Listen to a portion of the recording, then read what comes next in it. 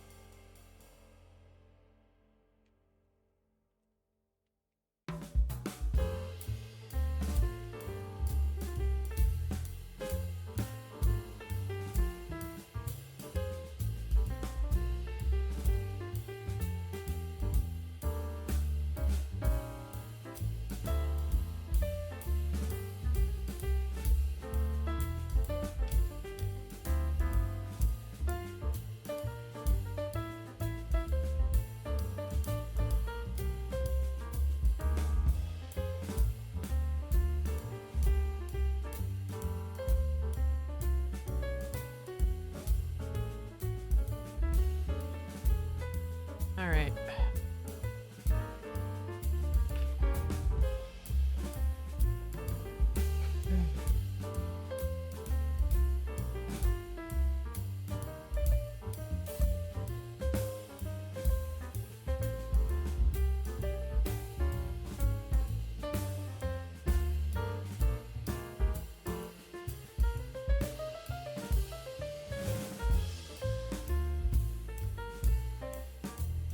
Yeah, I'll leave that there for now.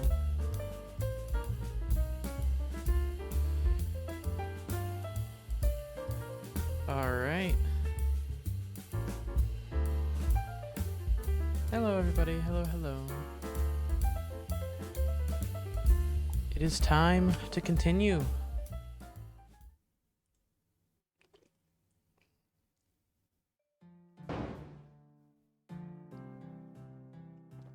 I know, I'm late.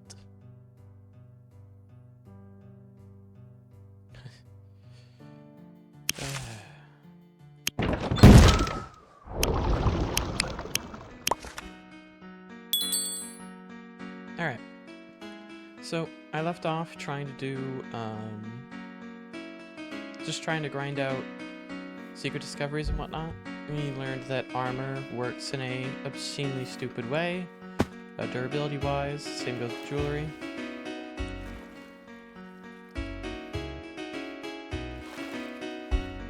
I don't know what to do about this here. Nope, because I'm not using the repair kit.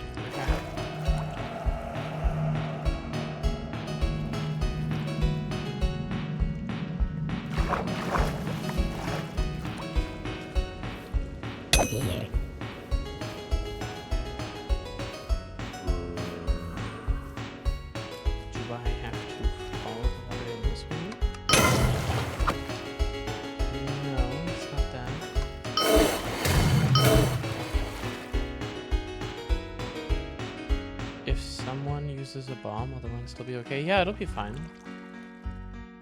The run's not invalidated because somebody else uses a bomb.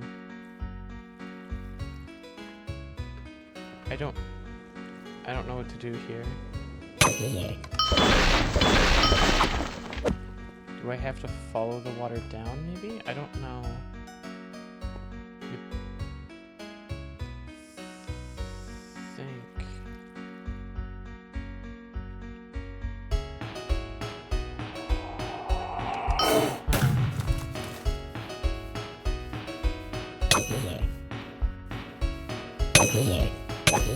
That's a coincidence, right? That's magma block. So crouch. This is a coincidence, though, right? But it points at this. Surely.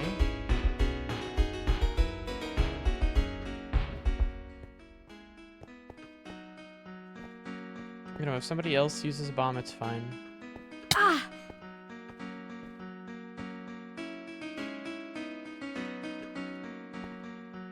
Again, my only goal is for this run to be easily replicable. Or at least relatively. I mean, it's still going to be difficult for anybody to replicate. But I do want to prove that it's possible and not nearly as impossible as it seems. A lot of the issue comes down to dedication. I also really don't think I have to go all the way up there. I'm coming real close to pulling up the wiki page on this.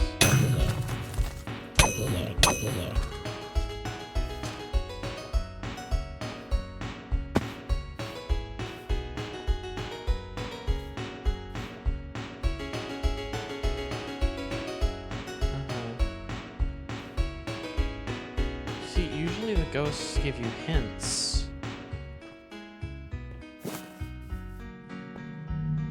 Like there's a repair kit, which I have, but I don't know what to do with the repair kit.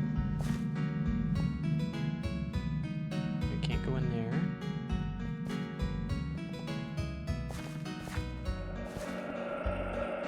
Oh, wait. There was a green interact there. Hold on. Let me try there.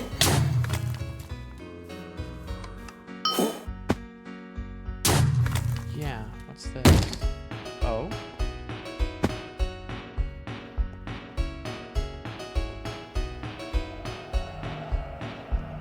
Oh.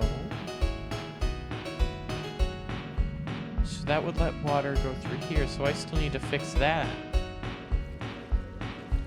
How would I do that? I kind of see where this is coming together. I need to fix,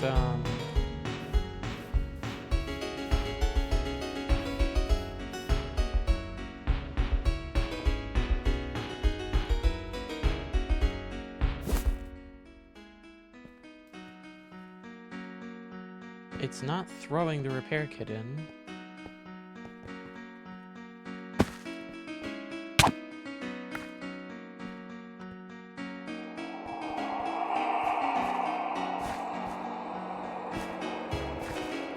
Give one of the ghosts a repair kit, maybe? Use it here.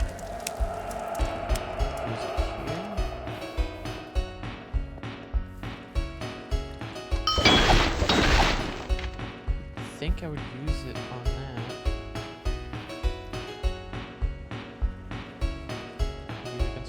Alright, that's fine. Have fun at D&D.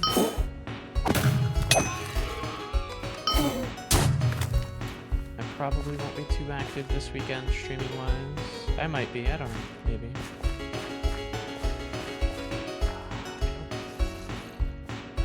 It looks like this is still good enough, right? Doesn't look like this is particularly damaged. Yeah, I know. We need to get water. Wait, rubble? Hold on.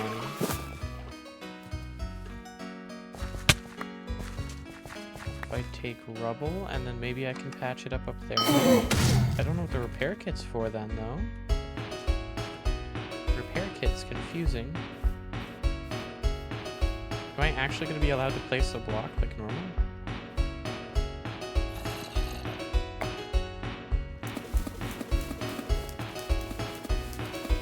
Yep. And this is going to go along down there. I already cleared that, so the water should go down.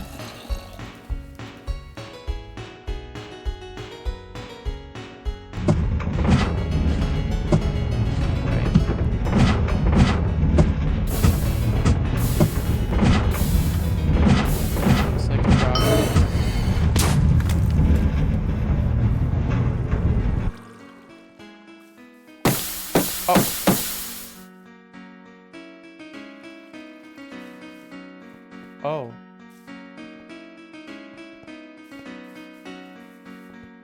That did not last very long. I guess it's time to repeat that.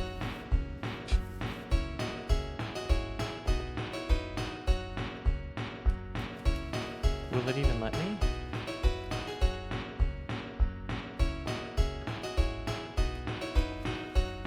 I don't think it's letting me. The repair kit. Oh, wait. I think it's the rubble plus the repair kit, maybe. I got 2 repair kits from that for some reason.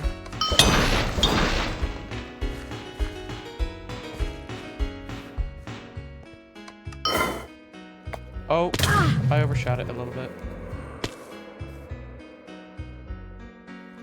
Wait, unless it...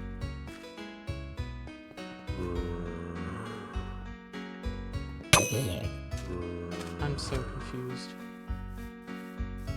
Why did I get dialogue there? Wait, because it's doing it. It's...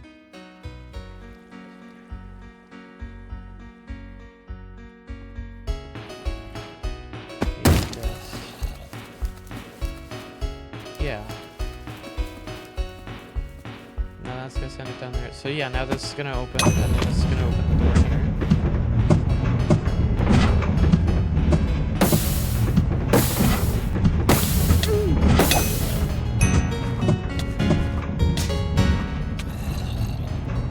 Yeah, here we are, secret discovery.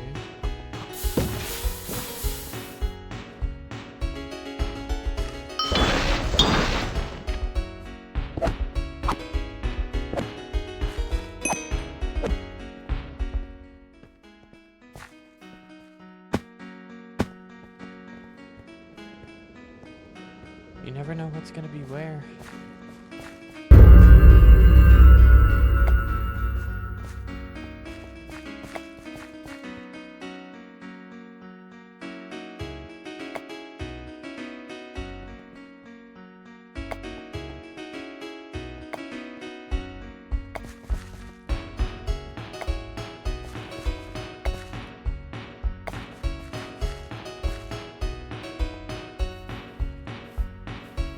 Okay.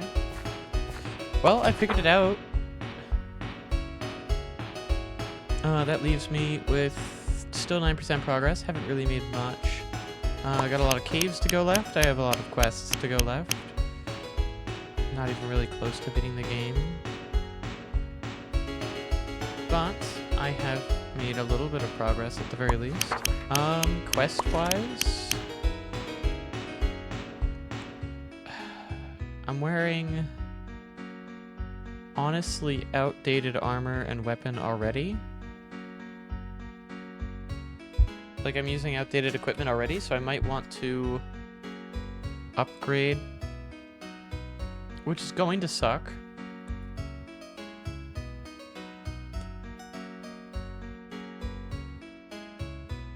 Especially because I can't get tier 4. I can't get tier 4 tools for a long while.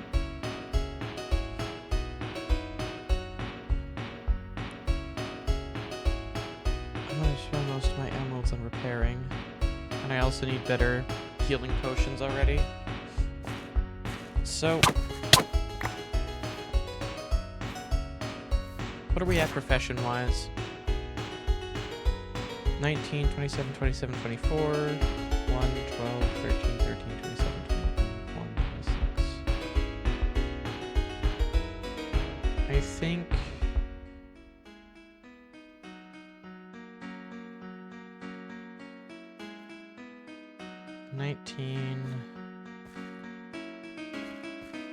I think for now, fishing would be a good focus.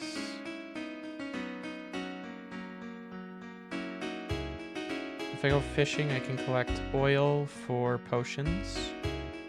I'll start taking daily rewards, honestly.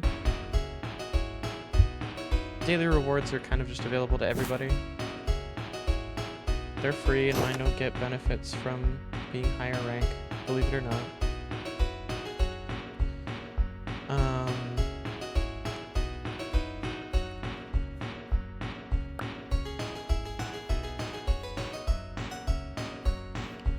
This is where things get complicated, because, like,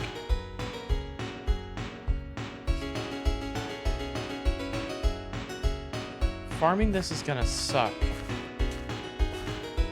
This is, like, really where things start to suck. Alright, I think it needs to be done, though. So, I'm gonna teleport to Debtless. I'm gonna repair my equipment and such. Or repair everything. Has thrown an item bomb. I am not going to use item bombs.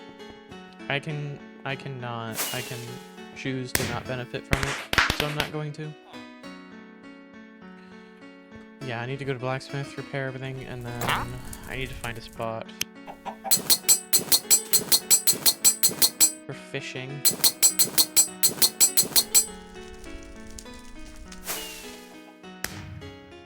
This is also decent because that means I get time to build up powders. I don't know if I want to grind up first or what. You know what? I will belay professions for a little bit. I still have some potions left. Quests. I mean, level 16. Oh, level 20. I was thinking caves. I could start doing more caves again. Mossy Grotto.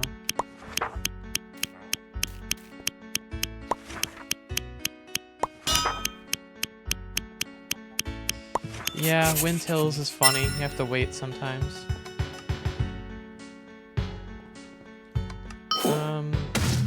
Is that closer towards... Very much so. So I'm gonna take the fast travel point.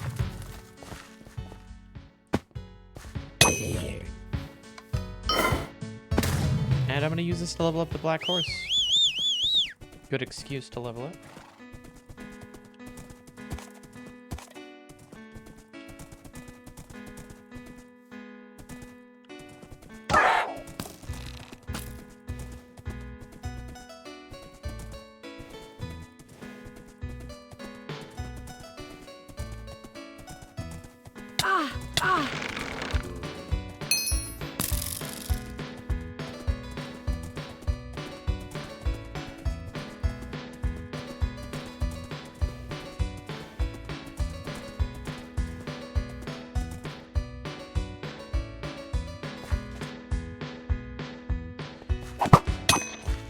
Hello?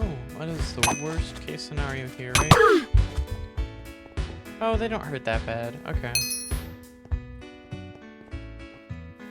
I really do not want to fail the parkour here because I'm really interested what happens if you actually succeed. Do you think I can make this? I can.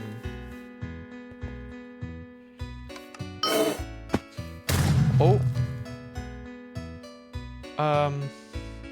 I may have held shift a bit too early.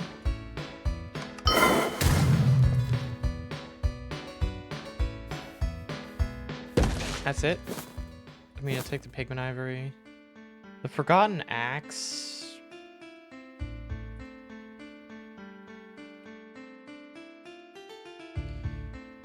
5 to 9, 7 to 10. I mean, I guess the Forgotten Access better, kind of, technically.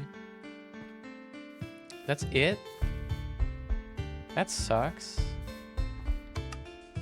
That's not very good. Ow.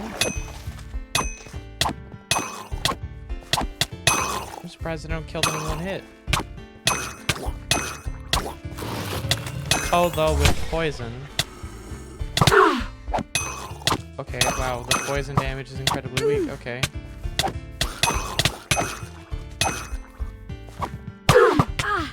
Jesus.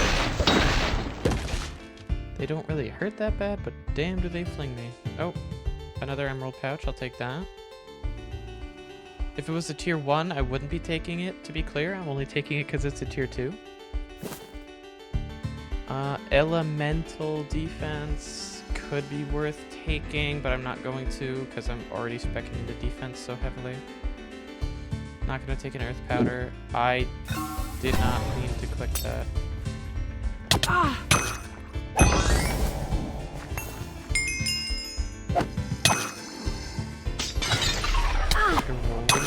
Really? They really couldn't think of a better name, huh? Okay, that's kind of crazy. Oh well.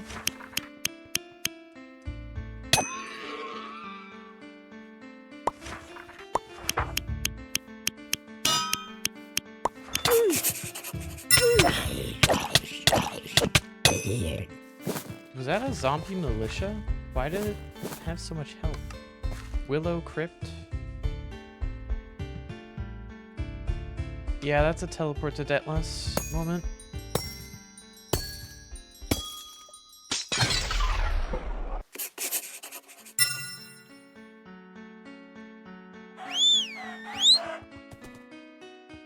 To clarify for chat and for those who might be unaware, the primary reason why I am teleporting and using fast travel points as much as I can isn't to cut down on time, because I would much rather be spending that time leveling my horse up. I, unfortunately, am beholden to armor durability, which in Wynncraft, for whatever stupid reason, degrades with distance traveled, and so does all your jewelry. You lose 1 durability for every 360 blocks you walk, which sounds reasonable at first, but like, I haven't taken that many hits. My durability's already starting to fall pretty quick. Now imagine if I was to level my horse and run for thousands upon thousands of blocks. Not to mention that when you move diagonally, technically you move double the distance.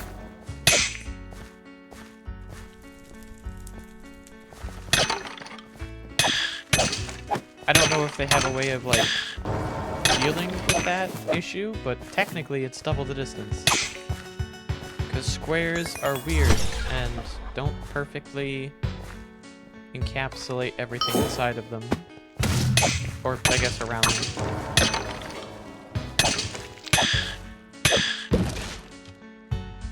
Man, I'm getting air powder, earth powder. Where's the fire powder? Where did all the fire powder go? Also, they really need, like... this is another inconsistency problem of, like... Sometimes caves will have an animation where they'll show where the thing is, but sometimes it just spawns the thing and then you walk over to it. Like, a lot of the times they don't have that thing. They don't have the animation. Cave Springs is close enough. If it was a flatter ground, I would use my horse. Okay, I cannot see shit with my weapon out while on my horse.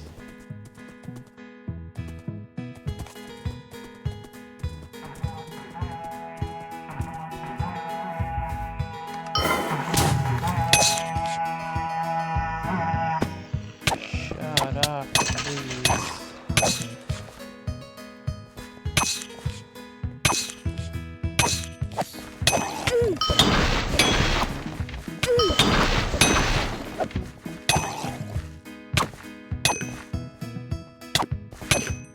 turtles are aggressive.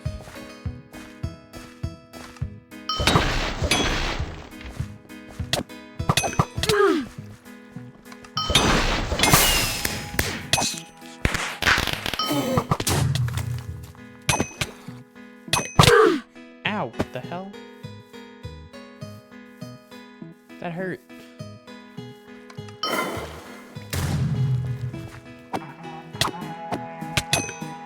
Oh my god, those commanders are so annoying.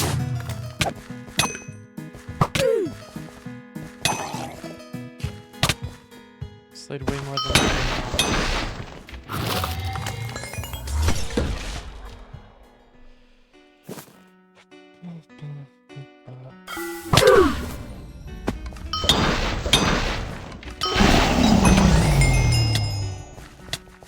Wow, that was it?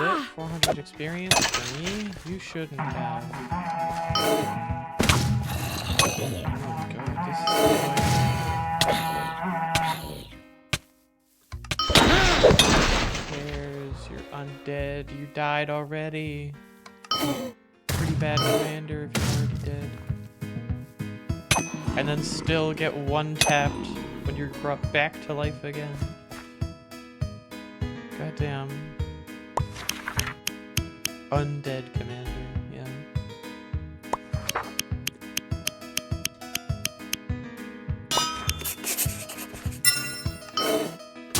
Why are there so many of them? You know what? That's a good question. Why the hell are there so many undead commanders? I swear I see more undead commanders than I see undead soldiers. That doesn't sound right.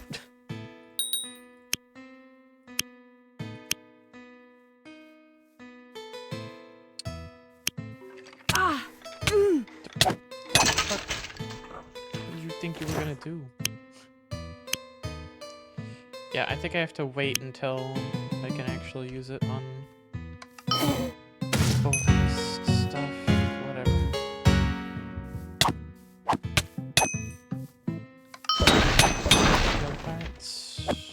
Oh. Yeah, that is the cave, isn't it? This is a level 25 cave. I did not expect the scaling to be 625. Okay.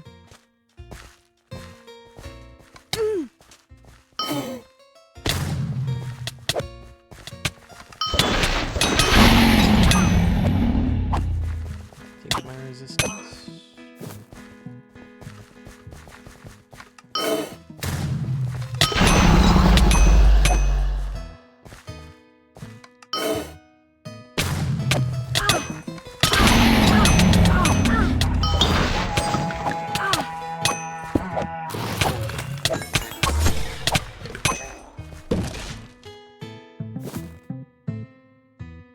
Aged medallion.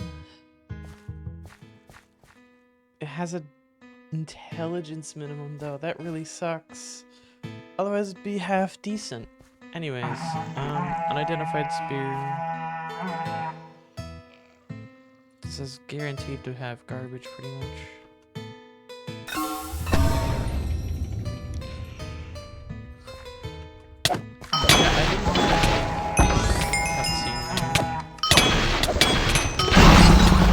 Cool, don't get me wrong, but not really helpful.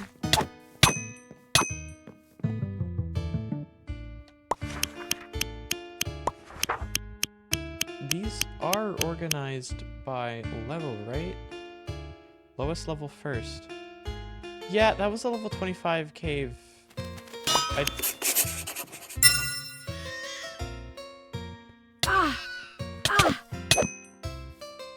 Okay. I guess I climb up again.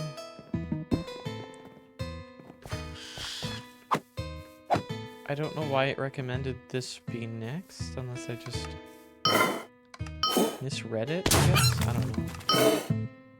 That was a level 25 cave though, and it was marked as like level 16.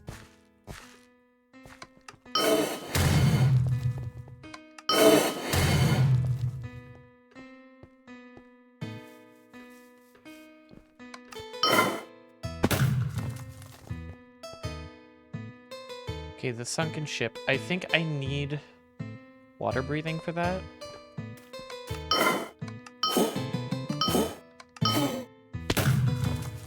What I will do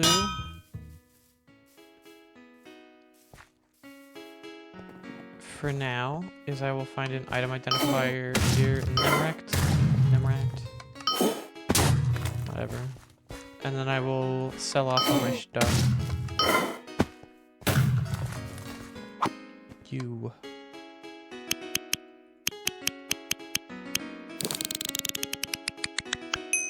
Yep, give me my stuff back, and then I can give you the other stuff I need identified. I have no idea why the boots are even called that. Now, where's the blacksmith? This is not what I'm looking for. Blacksmith. Scribe. I'm not looking for a scribe. How much is the scroll? 512 emeralds. Good God, that's pricey.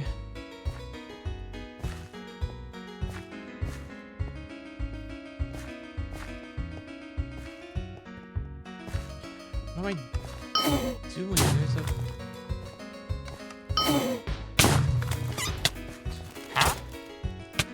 I literally have a mini-map. I completely forgot. I'm not gonna lie.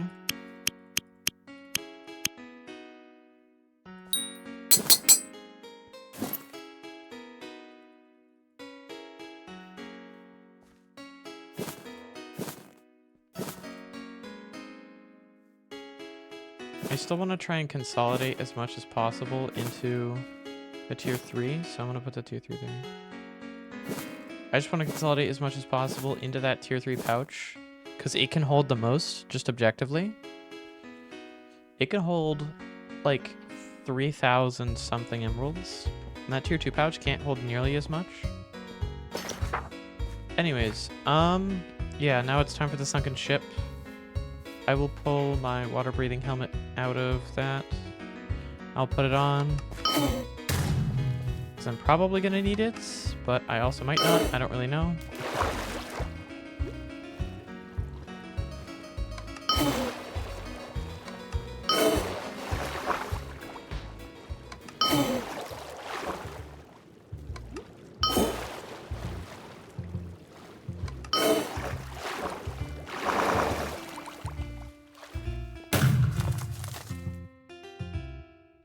Alright, down I go.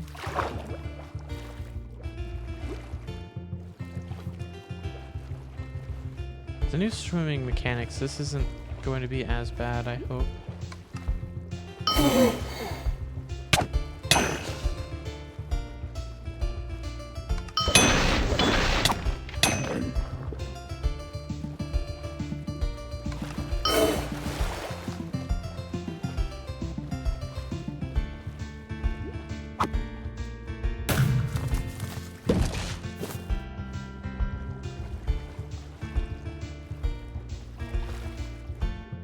It?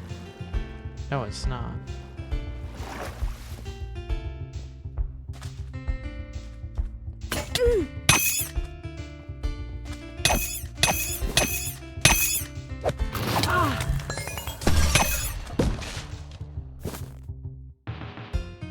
I've forgotten axe, might as well.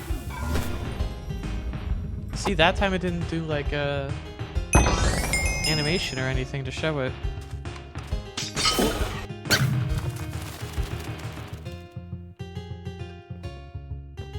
Alright, where to next?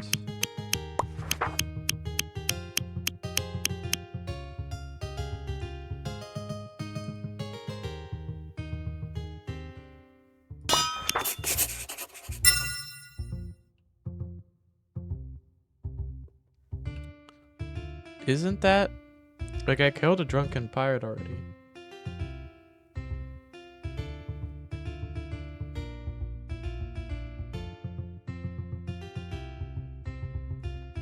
Is that not the one I just did? This is level 19.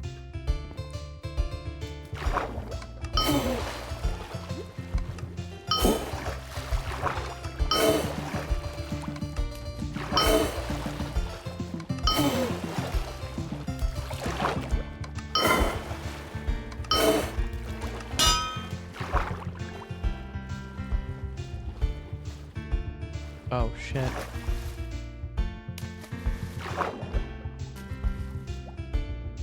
That could be problematic. Oh, I found it.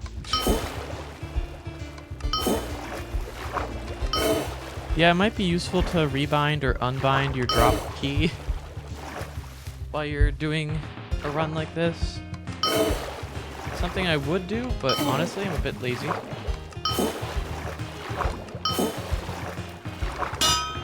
Sorry if this is going to be a little bit more of a quiet stream. I'm a little bit more focused on like trying to actually make progress and such. And like I can talk about doing things, but that's gonna come later this stream when I'm actually... Wow, there's just another cave in this same area. Is this not the one I did already? I swear this is the cave I just did.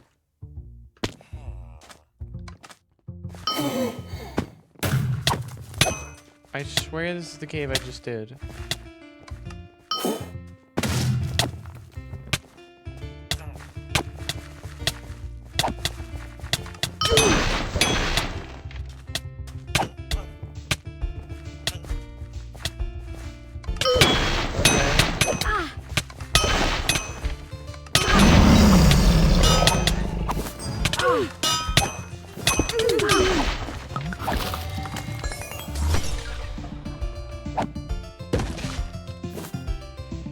I got some fire powder. Let's go. Yeah, no, if I had kept that fire powder too, I'd have a fire powder 3 by now. That sucks, but whatever.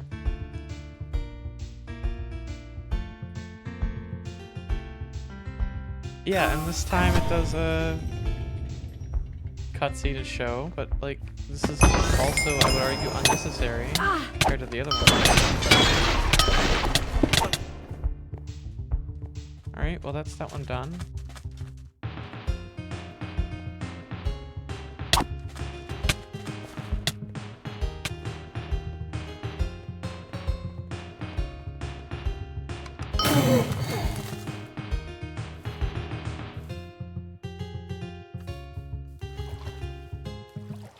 Yeah, the enemy pathfinding in Wynncraft is not the best.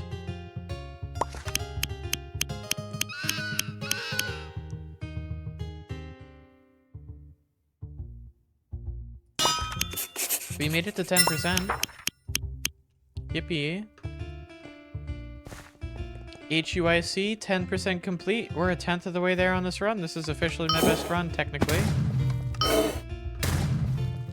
Even though it's not the highest combat level I've gotten to, it is certainly the most progress I've ever made in an HUIC run.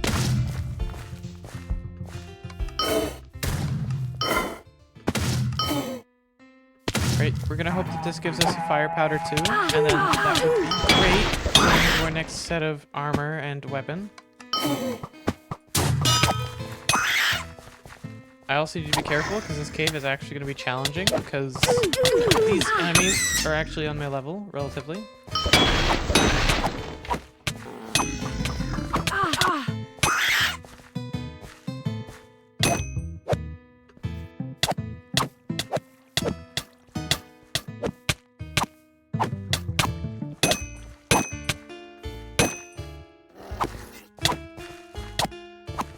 Carnivorous vines are so funny. They have no reason to exist. And yet they do.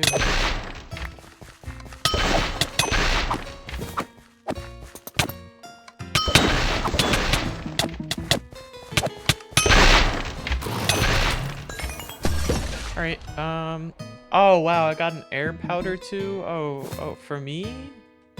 Game, you shouldn't have. No, really, game. You shouldn't have.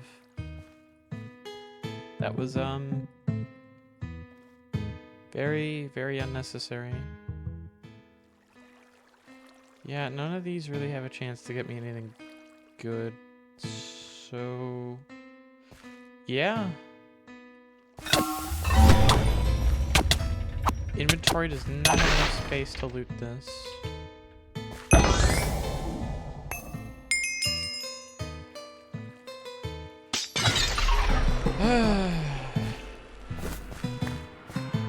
Man.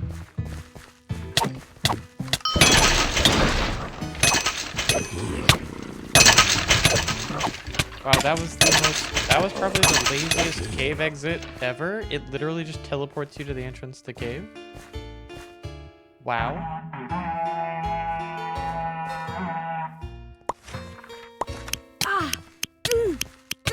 I can tank that for a little bit. Yeah, Muddy Cavern. I don't think I want to do that Cavern. It would be great for the potential for fire powder, though. Just the only reason I would really consider it.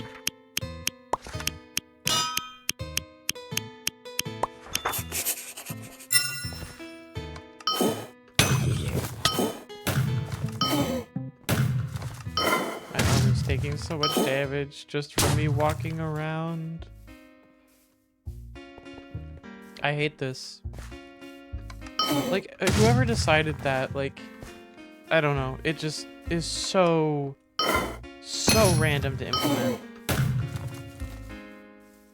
That armor takes damage, durability damage based on how far you travel.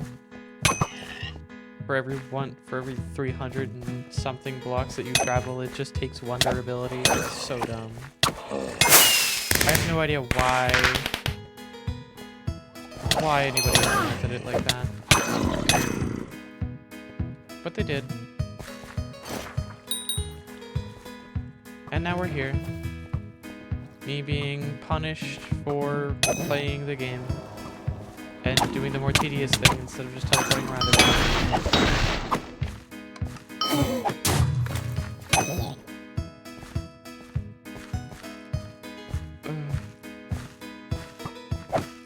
Hello, Les.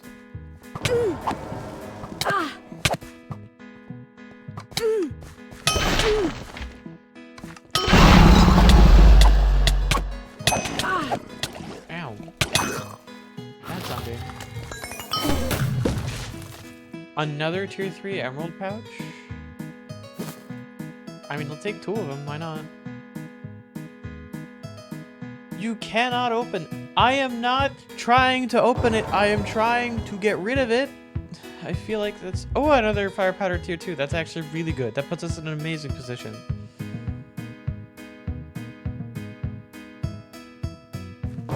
This is a joke, right? Plus 14 to 22 min attack.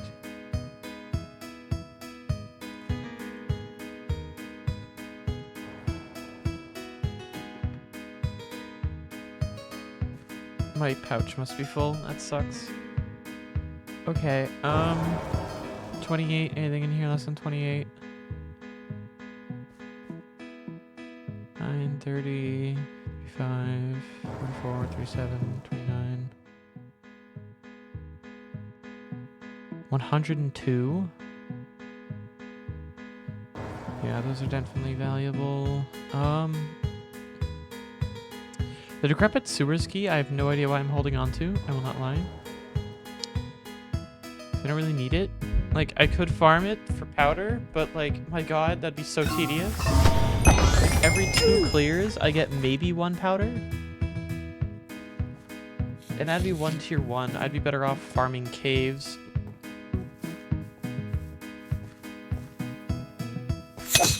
They should have put like a hole or something here. Like, what? Okay. We make this. Let's go. I called it, chat. Alright, time to go on a selling spree. We'll have made a lot of money. What the fuck is...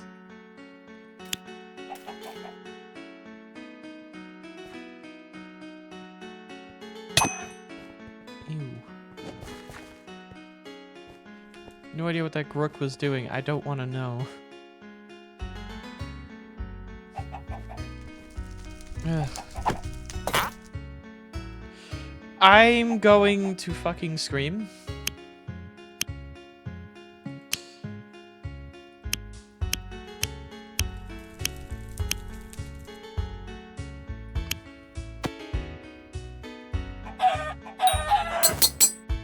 bonk, bonk.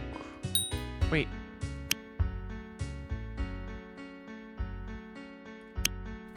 Yeah, that's it. Wait, there's nothing in this emerald pouch? Can I sell it? No, you cannot sell emerald pouches. So this emerald pouch tier 2 is gonna get tossed because I don't have a use for it. I mean, I do kind of, but I have a tier 3 pouch already, so I don't really need it. So it gets burned. And now I need to stand here, and I have a lot more stuff I need to get burned. So I'm gonna sit here, and I'm gonna go through all of my ingredients and determine whether or not I still need them. I'm gonna get rid of the spider fangs, honestly. They're kind of not the best. I thought I had 2 forgotten axes. Fake tooth actually could be decent for better loot chances. I'll get rid of that. Spell damage and alchemism, Assorted seeds are really good. I'm gonna keep that. Corruption letter, nope. Rotten flesh, I don't need. This brown horse, I'm gonna keep. Corrupted fragment, really good. Volatile matter, corrupted fragment on a weapon would be crazy. Genuinely, this would be insane together. I'm gonna keep the red mushroom. Undead hearts, good for armoring. Toxic spores are good for potion making. 10 to 14 health. I mean, honestly, probably not worth the ingredient slot. Poison's not bad for jeweling, especially because I don't really have much else for jeweling yet. Good for used fireball. Good for later. It's probably good for later.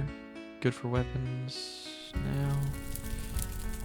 Plus 4 to... Honestly, I've been stockpiling these charred bones. I don't really think I need them. Like, the extra fire damage would be cool, but like it's such a small amount. I'm gonna keep the barley grains because I'm gonna farm up trout because I need to get my alchemism skill up. But other than that, not really anything useful. Like the rest of this I'm kind of just gonna keep because I need to craft it into stuff and use it. These powders, I'm gonna go over to the powder master to save up some inventory space. I'm going to upgrade powder. And now I have tier 2 powder, which I'm now going to upgrade into tier 3. So I now have a tier 3 fire powder,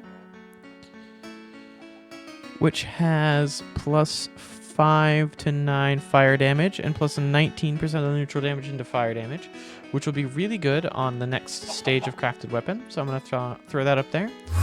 And this helps save on inventory space quite a bit. That's a lot of progress. That puts us in a good spot for a decent weapon. Moving forward. Now, I think I need gold willow. I think oat.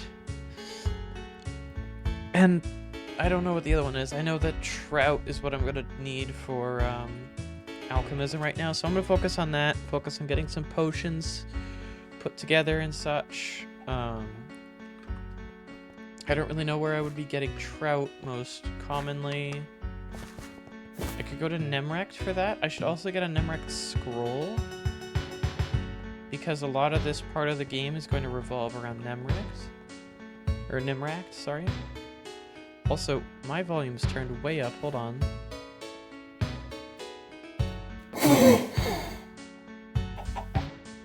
There we go. That is so much better. I was wondering why everything was so loud.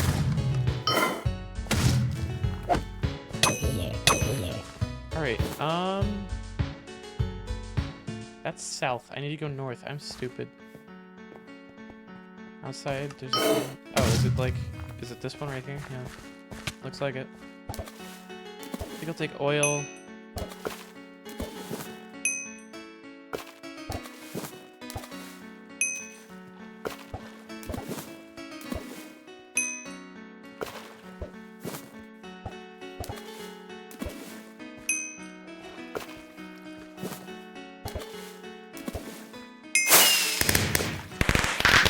Alright, I'm now level 20 in fishing, which is good.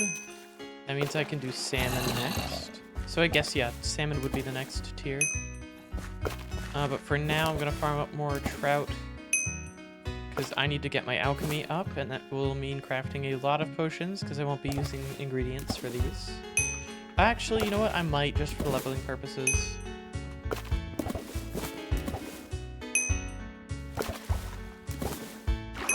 I will unfortunately lose out on the healing elements of the potion by adding ingredients, but it would be a shame to waste.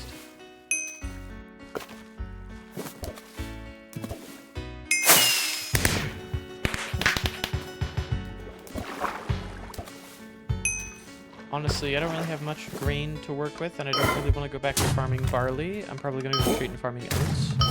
So I'm going to take what I have now, make some potions out of it, and we'll see from there. Alright, so for potion making, I was thinking the toxic spores for the poison damage. I might be able to throw that on top of something else, maybe, like main attack damage from pigman meats or something like that. Actually, I have a lot of pigman meat. I might as well use those. I need to get my alchemism level up for the toxic spores anyways. You know what? I think these going on the same potion would be fire. I mean, the minus duration's kind of not the best, but could be decent. Also, I don't really know how many I'll be able to craft. It depends. It's 2 oil for 4 barley. Okay, I'm not going to be able to craft that many. I did not realize that it was lower on oil and higher on barley. Okay. So, I just cannot use the tier 4 or the tier 2 barley at all because I don't have enough. 2 and 4. Yeah, I just can't use the tier 2 at all. That's kind of not the best. And tell it to do the highest level it can. I will do 1 craft of this. We'll see where we get to from there.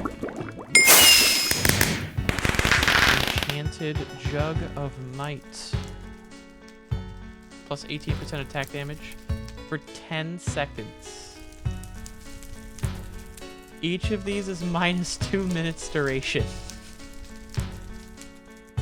You know what? Yeah, that makes sense. I'm level 16 now, so I can use everything here. Toxic spores, mushroom ear, and coagulated clots to make 1 relatively halfway decent potion, maybe. A 1.5-minute buff for the fortifying bottle of sacrifice. That name goes hard, I will not lie.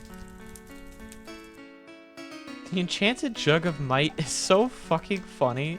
It's 10 seconds.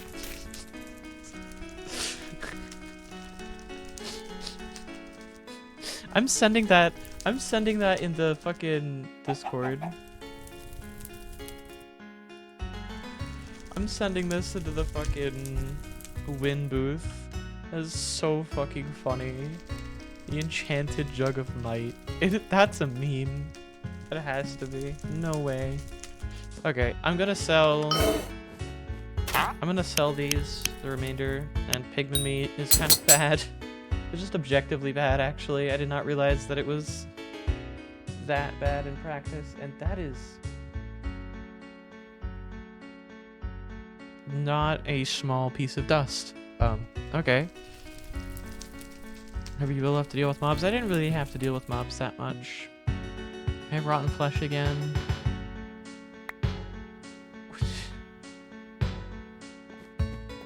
No, bad.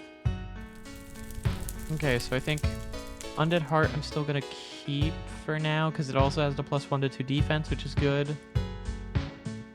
Assorted Seeds I want to keep. Pigman Ivory is still decent, even though I would love to farm axes more at this point. The Corrupt Fragment and Volatile Matter are insanely good. Like, the durability loss is insane, but if I pair it with something that's relatively low durability loss, like the pigment ivory, then I can make a very potentially insane thing. I'm gonna throw away these mushrooms. I don't really think I need the mushrooms, I will not lie. I could make an insane weapon from these, though. The poisonous spider eye, keeping its kind of copium. Forest web. Cope.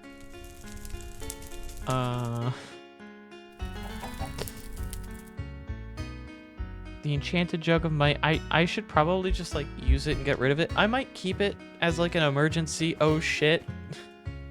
Like I'm actually losing this fight. Like it's 10 seconds, right? But that is still enough to potentially turn a fight that's going very bad around in like a last ditch survival effort. Or if I want to burst down a boss or something, so it could be useful. It is only plus 18%, which isn't the best, but it's something. That leaves me with, I need salmon and, yeah, salmon. So, Innocent, where would I go for salmon? Because I don't remember off the top of my head. I'm assuming it's an island from Nemrect, so I'm gonna start making my way towards Nemrect.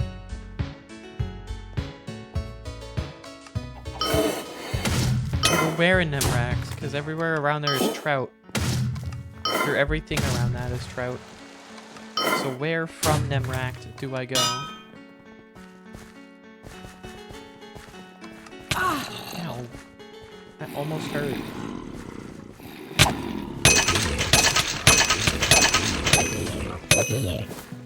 God.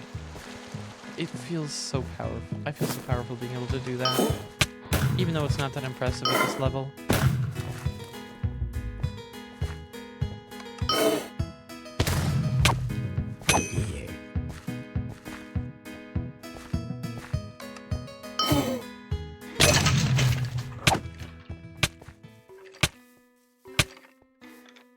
Wait a minute.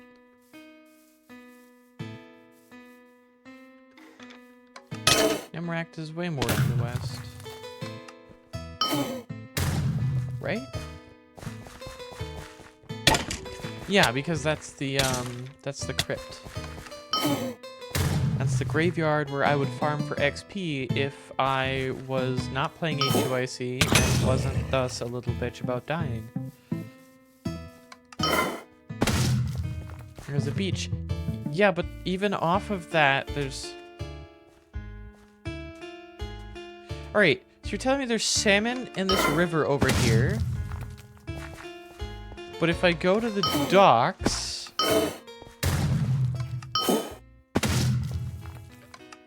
Right off of the docks is trout.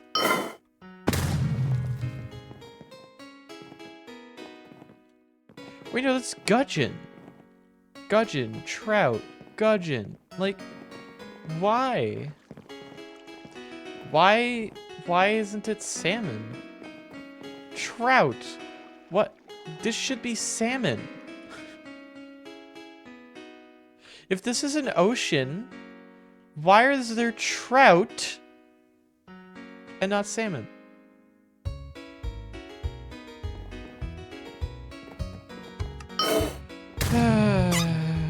Consistency can be a hard thing to achieve, I guess. But my god. That is a particularly egregious example.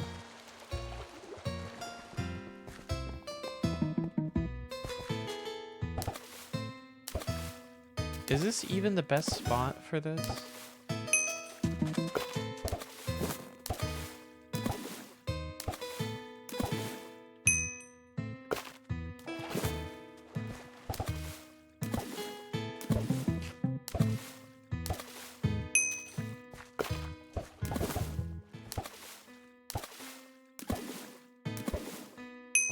Why do you spend so much time fishing Like, I know you're a cat, but like, why do you spend so much time fishing?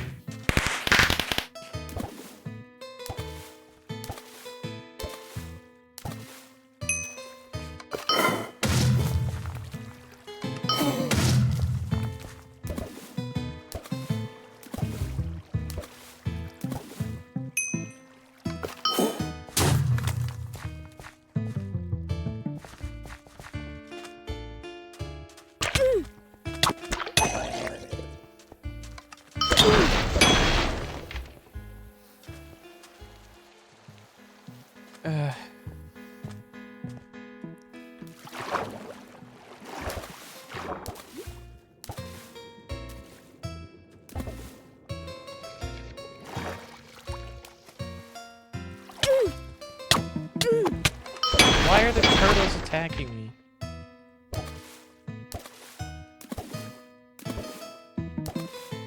They need to rename these turtles.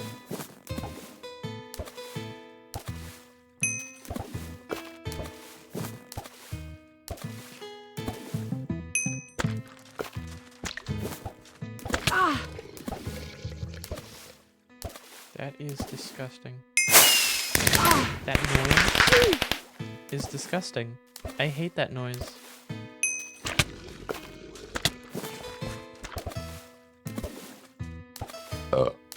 Excuse me. I may not have eaten way too quickly, considering I have not been eating much. Oh yeah, I had real food today. I had a chicken pot pie. It was good. A bit small. I'm now realizing I should probably get more food. But whatever. My stomach's just...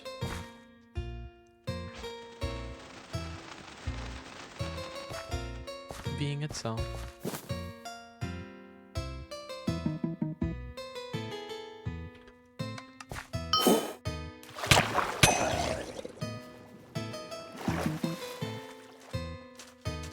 Also, Innocent, you think farming salmon is good?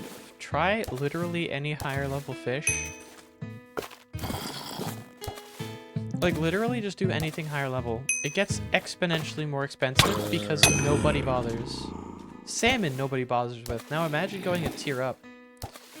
Imagine doing, like, whatever the fucking level 50 tier for fishing is. I guarantee you, nobody will care. Highest valued fish is valued at 10 millions.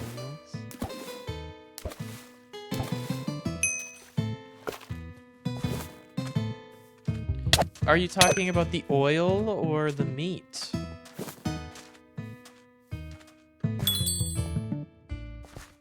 We're talking the oil or the meat, Innocent?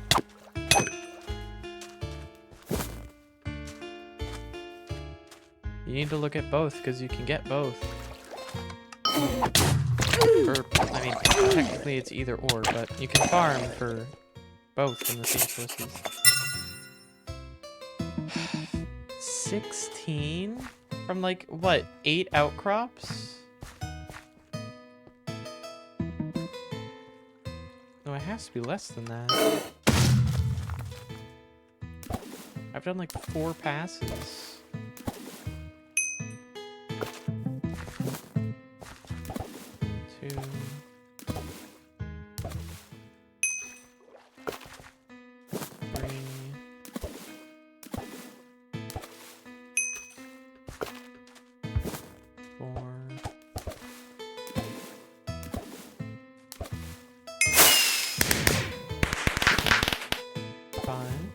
The current guild season will end in 1 day.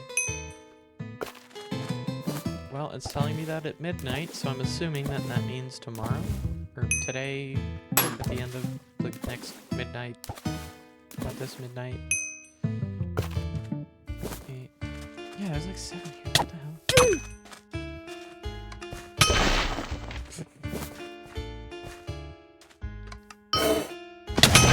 Get deleted. So easy. Alright, I have enough. Oh, that sucks. But whatever, I'll take the experience. Wait, I'm level 27. That means I have... Oh, I still only have one ability point. So over.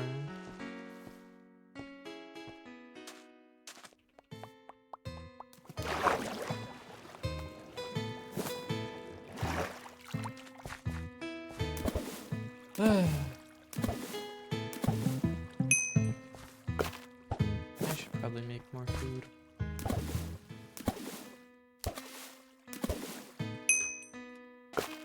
I wonder if I could fashion some snacks out of whatever we have.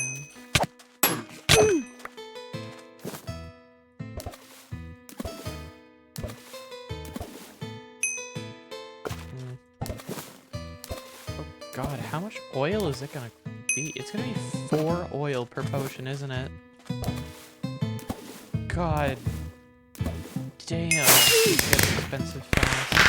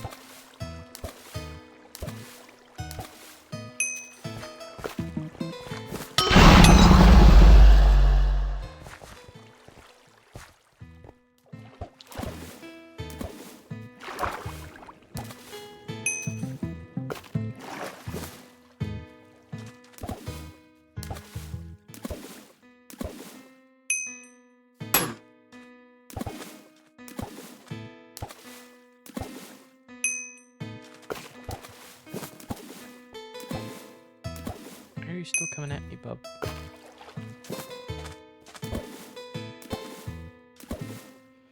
Dude! I'm literally, like, camping. This turtle is camping. Level 28 in fishing. It's so fucking over. I'm surprised they survived the war screen.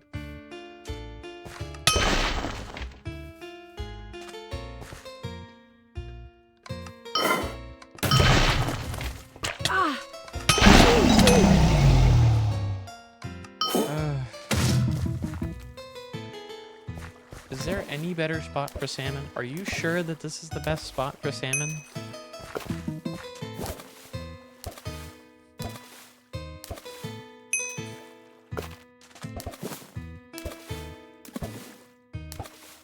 Innocent, can you look this up? Is this the best spot for salmon?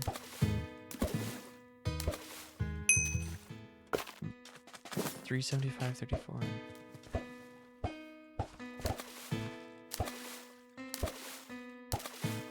$375? Ow.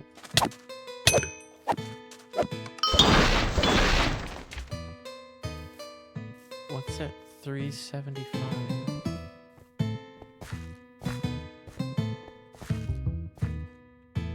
Yeah, so it's on the other side of that. Okay, I think I can go through here actually. I think there's a throughway.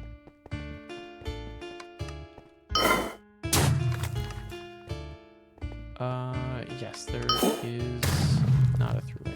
There's a throughway this way actually. Yeah.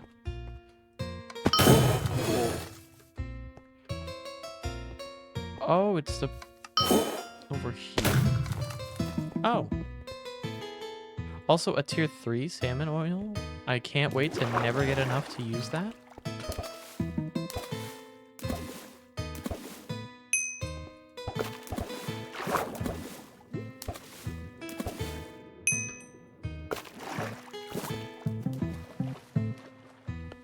They really need to increase the range of fishing rods. It is kind of like ridiculous that you have to be within mining distance of the fishing area to fish. Especially with the placement of some of these fishing spots.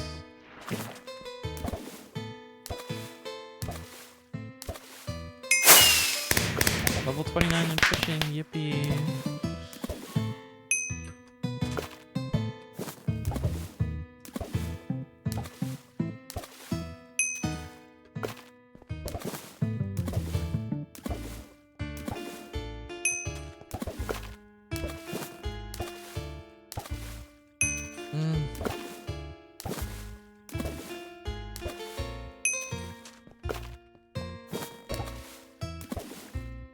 I know.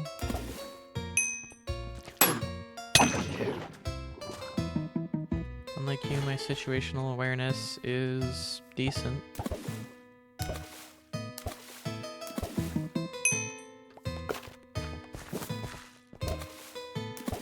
I have enough for tier 4 to, or tier 2. I have 4 tier 2s, which might be enough.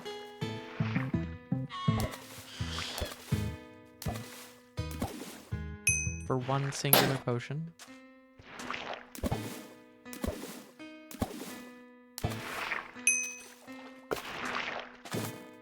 Ugh. I hate the noises that these squids make. I don't know what it is about them.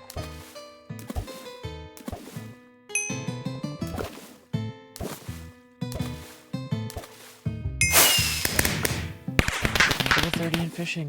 Yippee.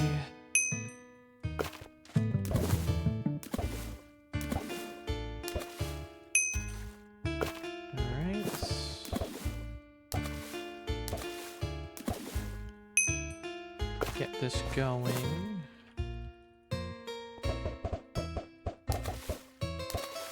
I have enough for some potions. This just isn't gonna be enough though. I have, like, I still need to level up my skill quite a bit further. This just isn't enough. I can farm something else in the meantime, I guess. I can start gathering. Like, I'm here at Nebrak. I might as well.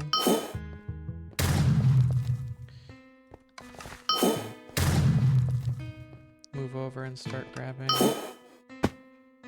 Okay, wow. That worked for me. That worked out.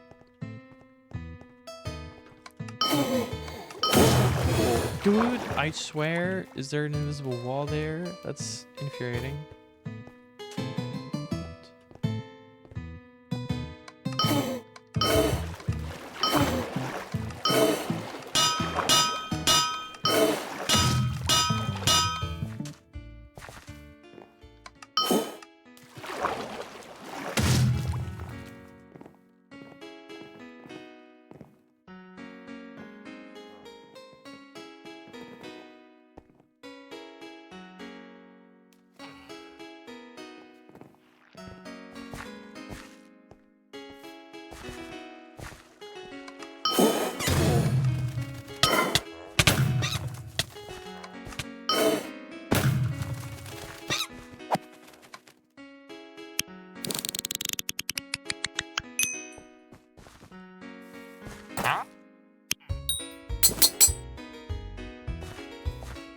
Okay, I think it's time for me to go to the funny island, and then I can farm oat.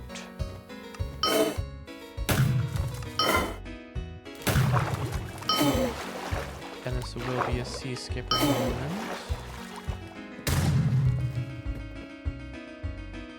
Darum Isles, let's go!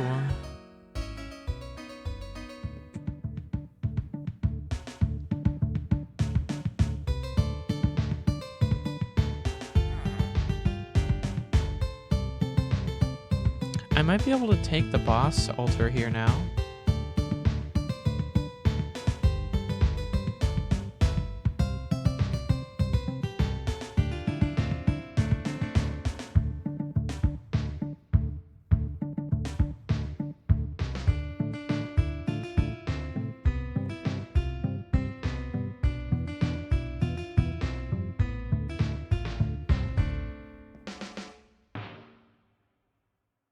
Mm-hmm.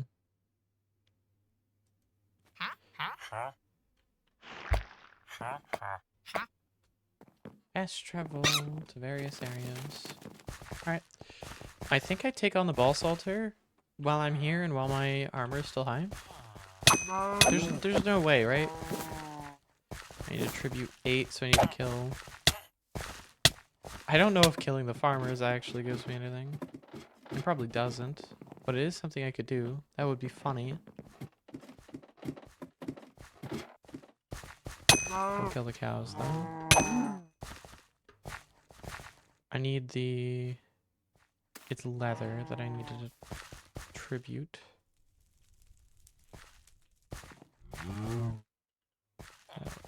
contribute enough leather.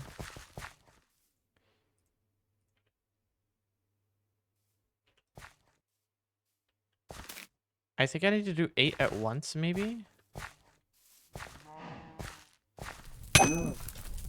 That would suck if it needed to be 8 at once, but you never know. I can try that, though. Because I'm not seeing the ticker go down at all, like the number. I'm not seeing it tick at all as I'm putting stuff in, so maybe it needs to be 8 at once instead of over time.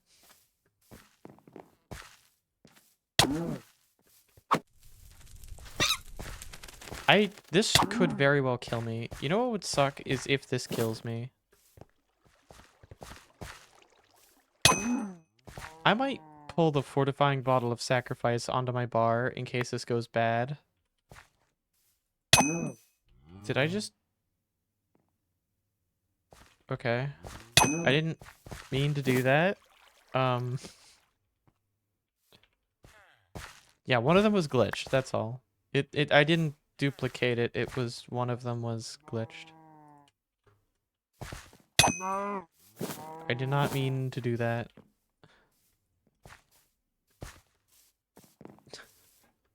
I misclicked. I've been doing that a lot. Alright, fortifying bottle of sacrifice. I want it on my bar. This gives me... Yeah, honestly. Instead of the enchanted jug of might.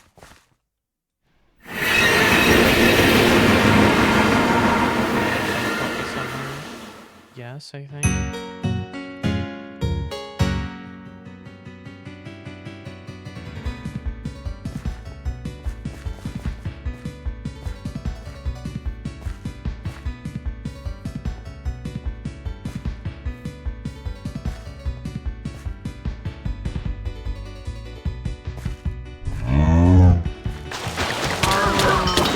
Holy shit.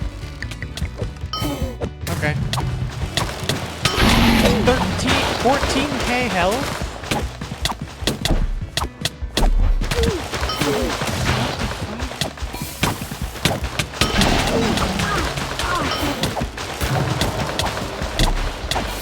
I do damage? I don't do that much damage. Also, these scarecrows I think are respawning.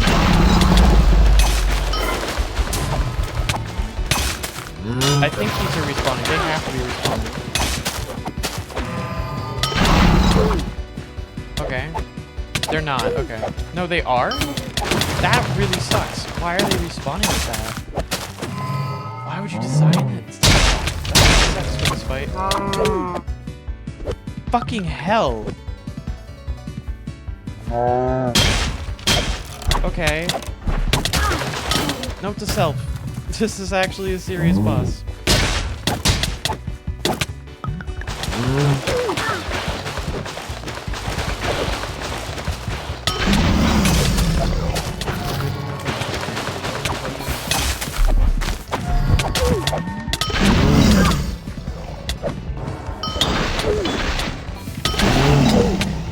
I just can't do much. I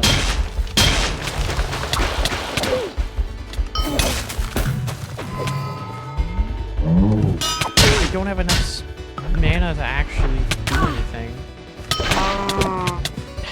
I've done basically nothing.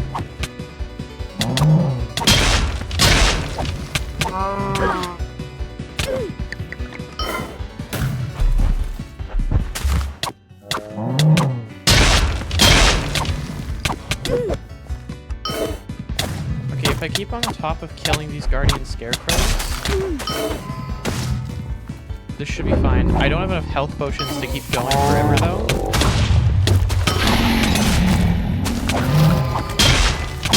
The exit... There's no way the exit works. I see the exit there. There's no way it works. I would actually... Okay, yeah, no, it doesn't. Okay. Give me some distance. I need to kill.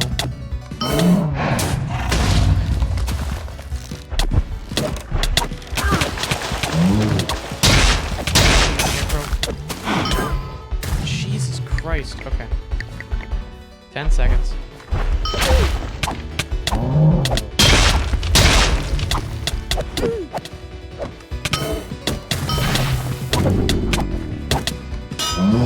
I don't have... Fucking hell. That still hit me even though it was all the way over there.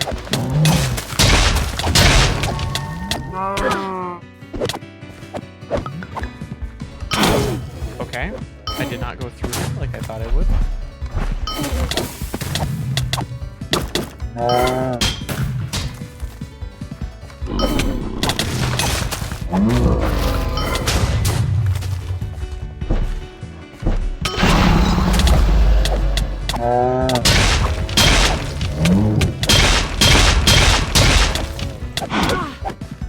See, the issue is he does have like a quick attack I can't really react to. What the fuck? Well, there goes my healing.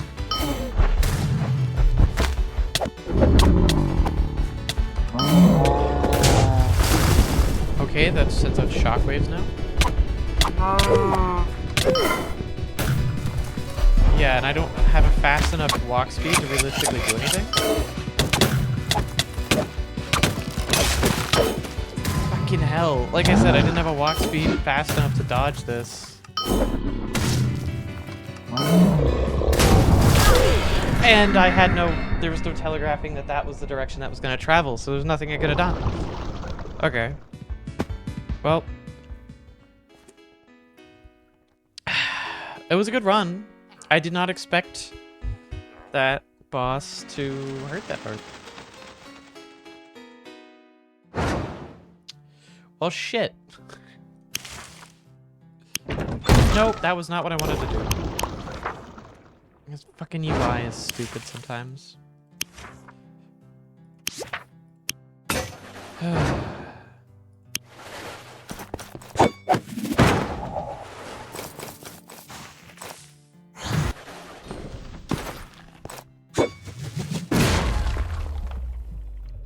No matter what, I have to get wood.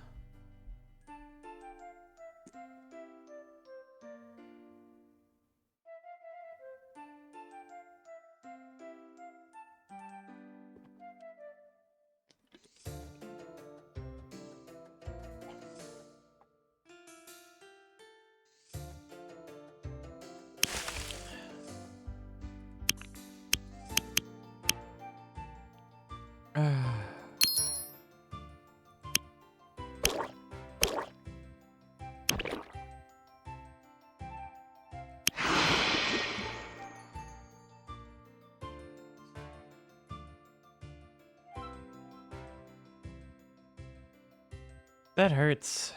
That actually really hurts.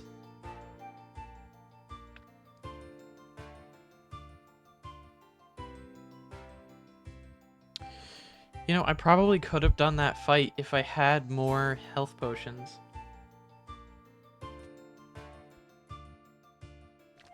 That potion almost saved it.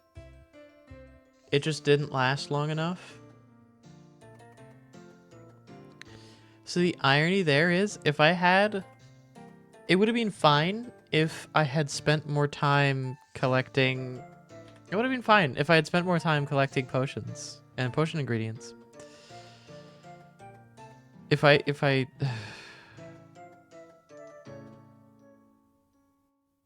God damn it. That sucks. Well, at least it ended on a boss and not from something incredibly stupid. Yeah, the thing was untelegraphed, so there was no way I could have reacted to it, but whatever. That was just the final blow. I shouldn't have been in that fight anyways.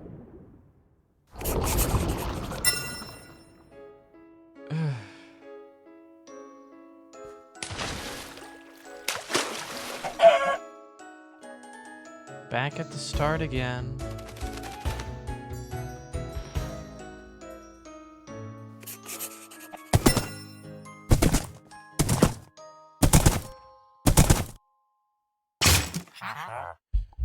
Okay.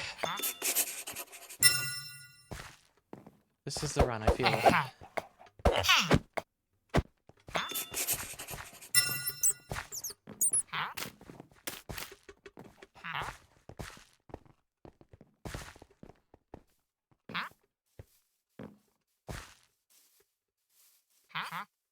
The emeralds I get from doing this. I can't skip the tutorial. I fucking hate that I can't skip the tutorial. I would love to skip the tutorial, but you know what? If skipping the tutorial earned you like 16 emeralds, I don't even care if I don't get the toe sack. If I just get 16 emeralds, then that would be enough for me. The rest I could get myself. The toe sack isn't really that big a deal.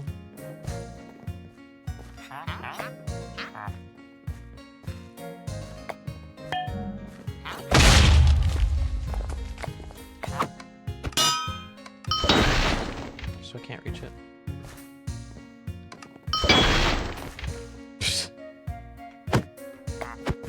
Yeah.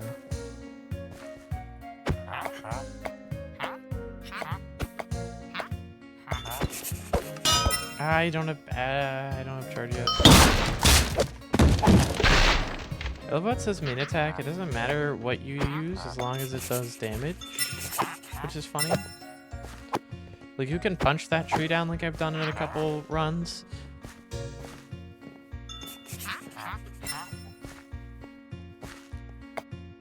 Shut up, I don't care what you have to say. I've heard it a million times.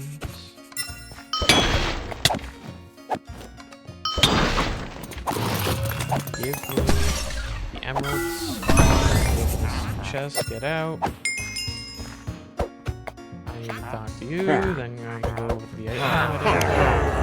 Identify it while I was talking to you, I guess. Yep. I did it. Right, now we leave. There we go. Let me through. Now I could skip all of these for some reason.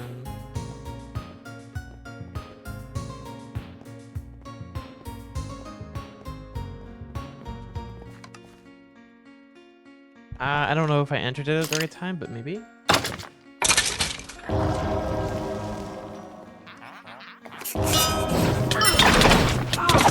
No, but I killed something else, which is absurd funny. Man, you guys take so long. I don't care. I'm out of mana during this.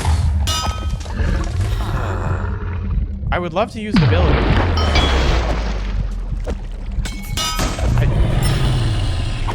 That moment is so weird.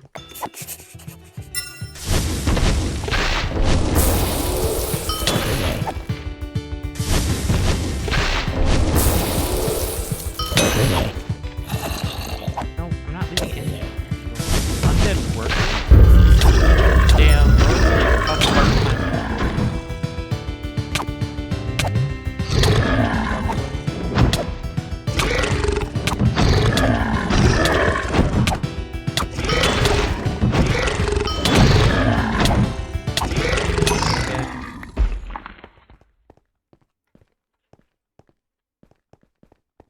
Are you gonna teleport over there? No, you're not. Interesting.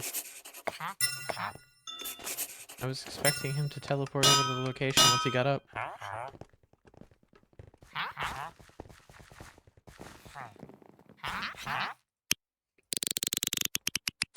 It lowered my emerald amount. I thought I had 40 emeralds there. What the fuck?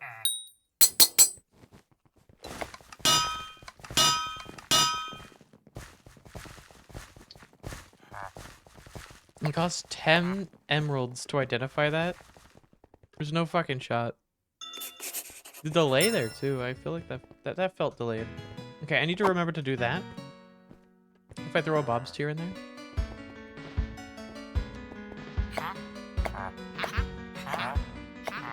Yeah, I don't care.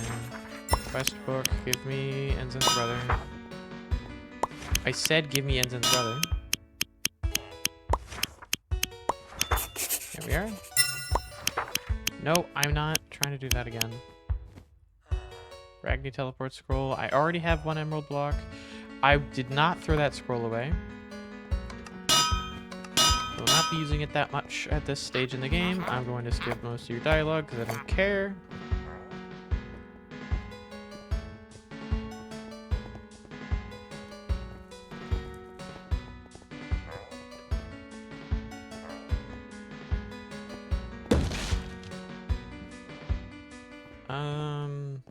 Yes, I don't identify as up here. Oh wow. Another example of golems being lazy as all hell. I'm sure this will be worked into the lore, right? Right, Salted?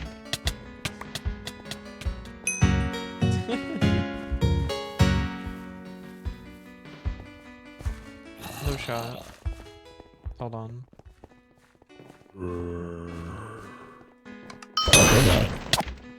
Just that easy. Alright, level 2, which gives me... Why do they take so much knockback?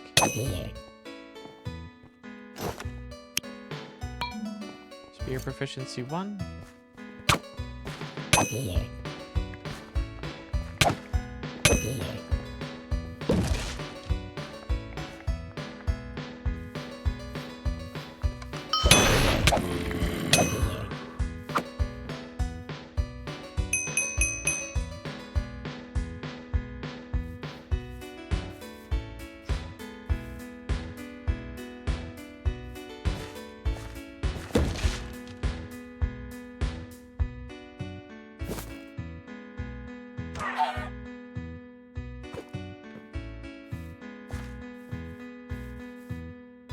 Fishing time.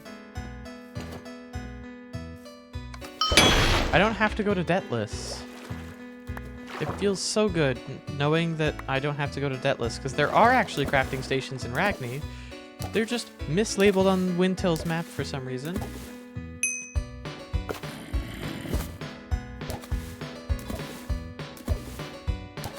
So there are crafting stations in Ragni. There actually is no need to go to Deathless early game, thankfully. Which means I skip a massive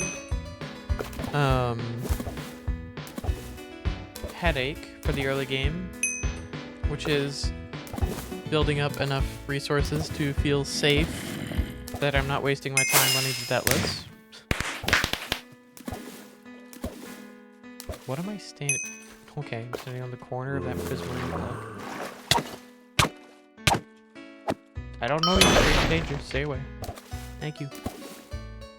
I feel like poking you. If you're close enough for me to poke you with a sharp, pointy stick, you're too close. Plenty of other places in this very, very tiny pond you could be, other than right next to me. Very safe to fish in the same water, like underwater with the fish you're fishing for. I mean, oil, right? Yeah, oil. Because oil's good for health potions. I think I take armor first, so I'll...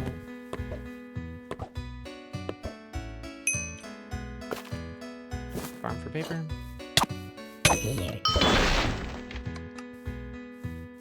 Yep, paper.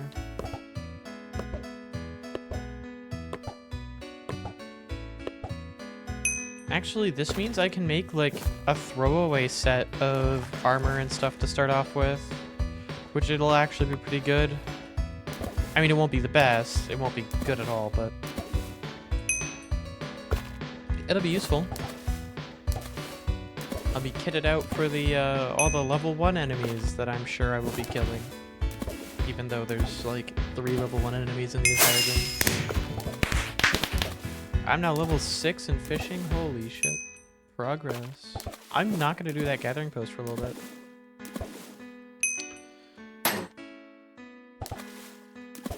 I can use the tier 2 fishing rod.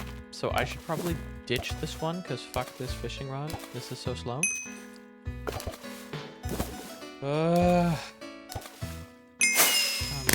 man. Level 7. It keeps breaking. Why is it breaking?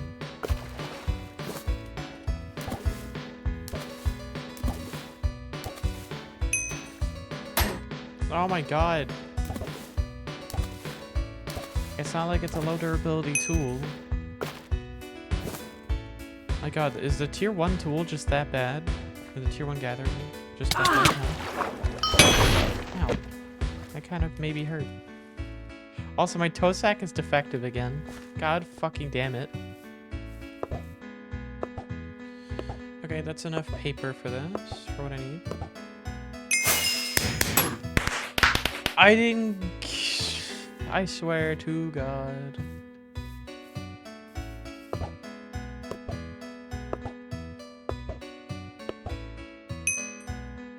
You know what? That still works. I didn't need them to be the same quality. Ooh. Oh, it's already seen me. Okay, well, this is a risk, but... I'm pretty sure I die in one hit. On the other hand...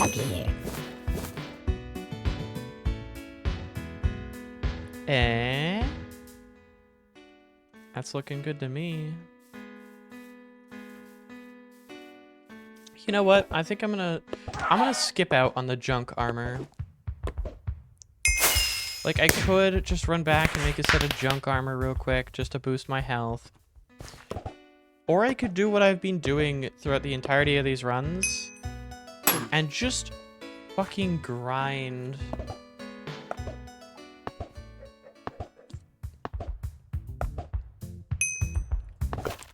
Grind like something, I don't know.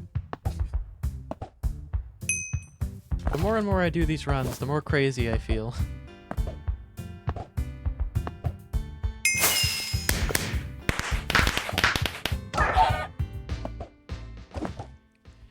I think I just get to tier 2 of everything, and then I toss. And I throw. You know, I have one criticism about the quest lines of the early game that I think should be changed. From the moment you're out the gate, you are immediately being led towards Deathless. Like, I don't know why there is such a big rush to go straight from Ragni to Deathless. I don't know why the rush is always, we need to get to Deathless.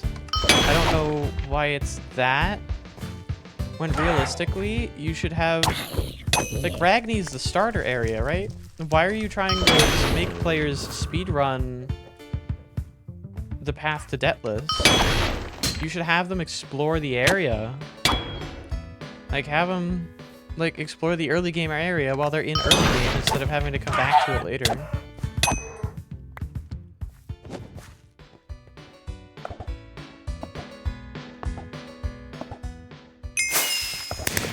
This is painful. This is painfully slow.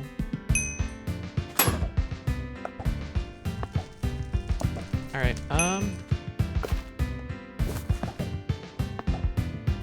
this is a very step path. If I get copper, yeah, I should start getting gems later. Oh, wait, jeweling doesn't have a purpose yet, right?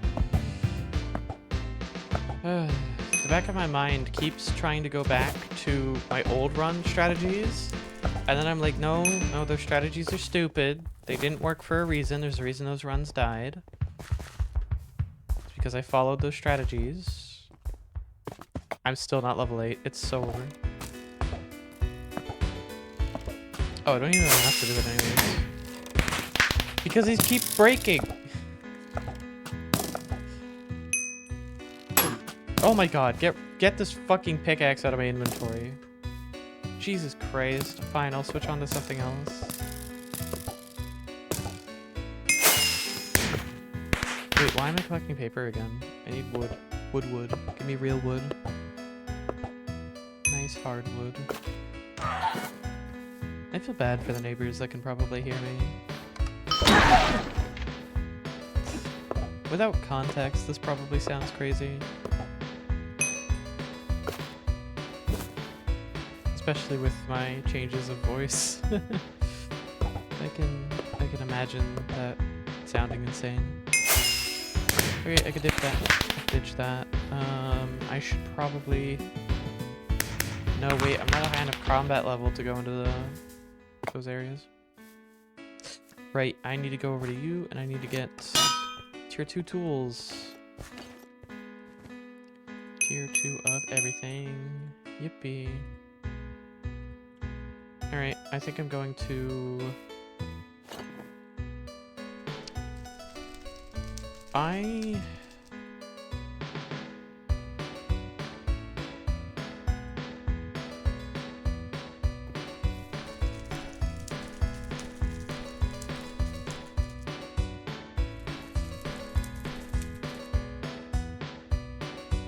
have a lot of organization to do.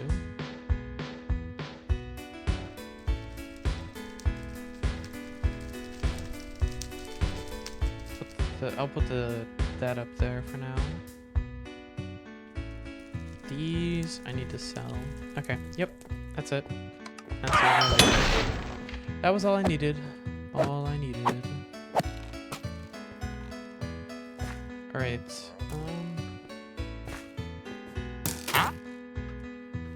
So how's? Ooh, that's tempting. I'm too poor.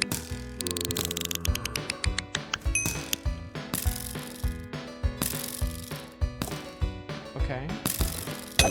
Not a problem I expected to have so soon. Well, I don't think I'm too poor anymore. At least not this.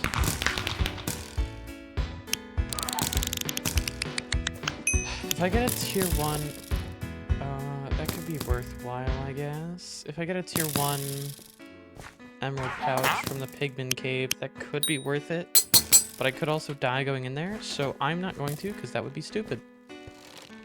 I'm going to start listening to my better judgment, because so far, almost all of my runs are lost to me being stupid. So I am going to not do that.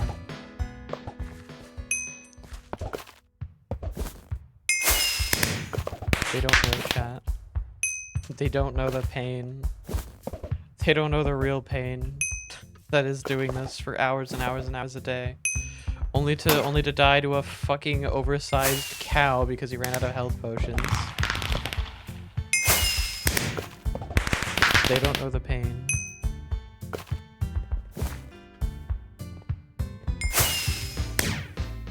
Get overconfident. Okay, at level 28, me going for a level 20 boss did not seem like me being overconfident. I wasn't expecting this random fucking level 20 boss to have 15,000 health, and I still nearly killed it. I just ran out of potions and couldn't heal anymore. In my defense, I still got surprisingly far in that fight for something I was woefully unprepared for.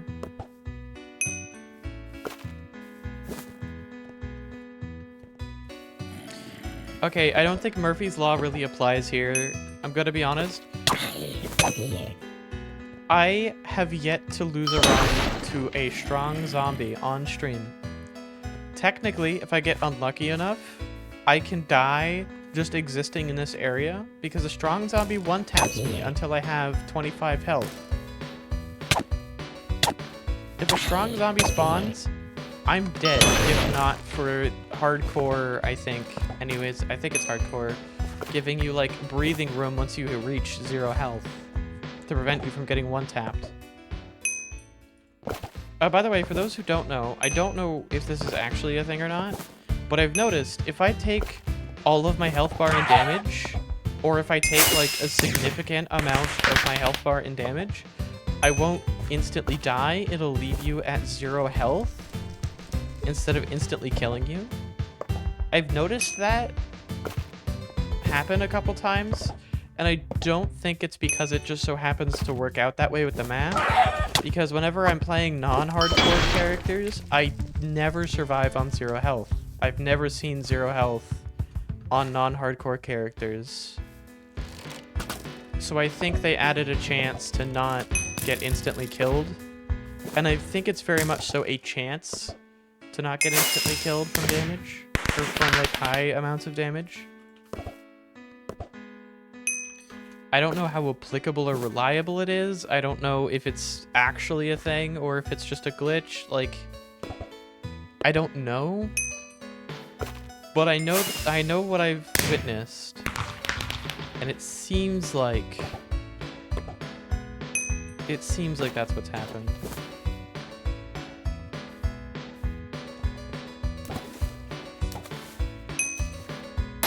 back to fishing. Do I need meat for anything? Is meat used for anything other than cooking? I don't think so. At least I can do... Yeah, and then cooking's just bad, right? Because it gives you food, but it's not like good food. Good food requires ingredients.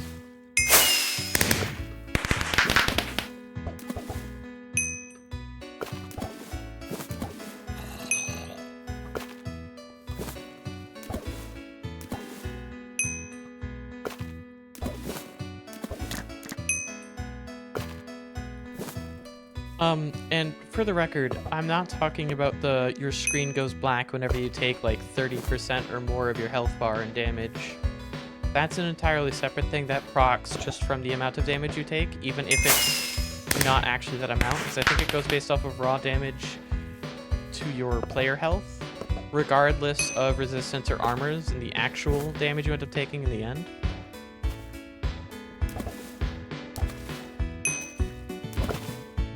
Like, regardless of modifiers, I think is what that procs on. Because otherwise, it's like a really low percentage that it procs on, like 20% or more of your health in one hit. Which is kind of stupid. In my mod pack, I have hits like that, like, only do that kind of blinding effect if it's 50 or 40% or higher. And only if that brings you to below half health. Really, if a hit does 40% or more of your health and that brings you to below half health, that is like the only time that it should proc. That's how it procs in my mod pack.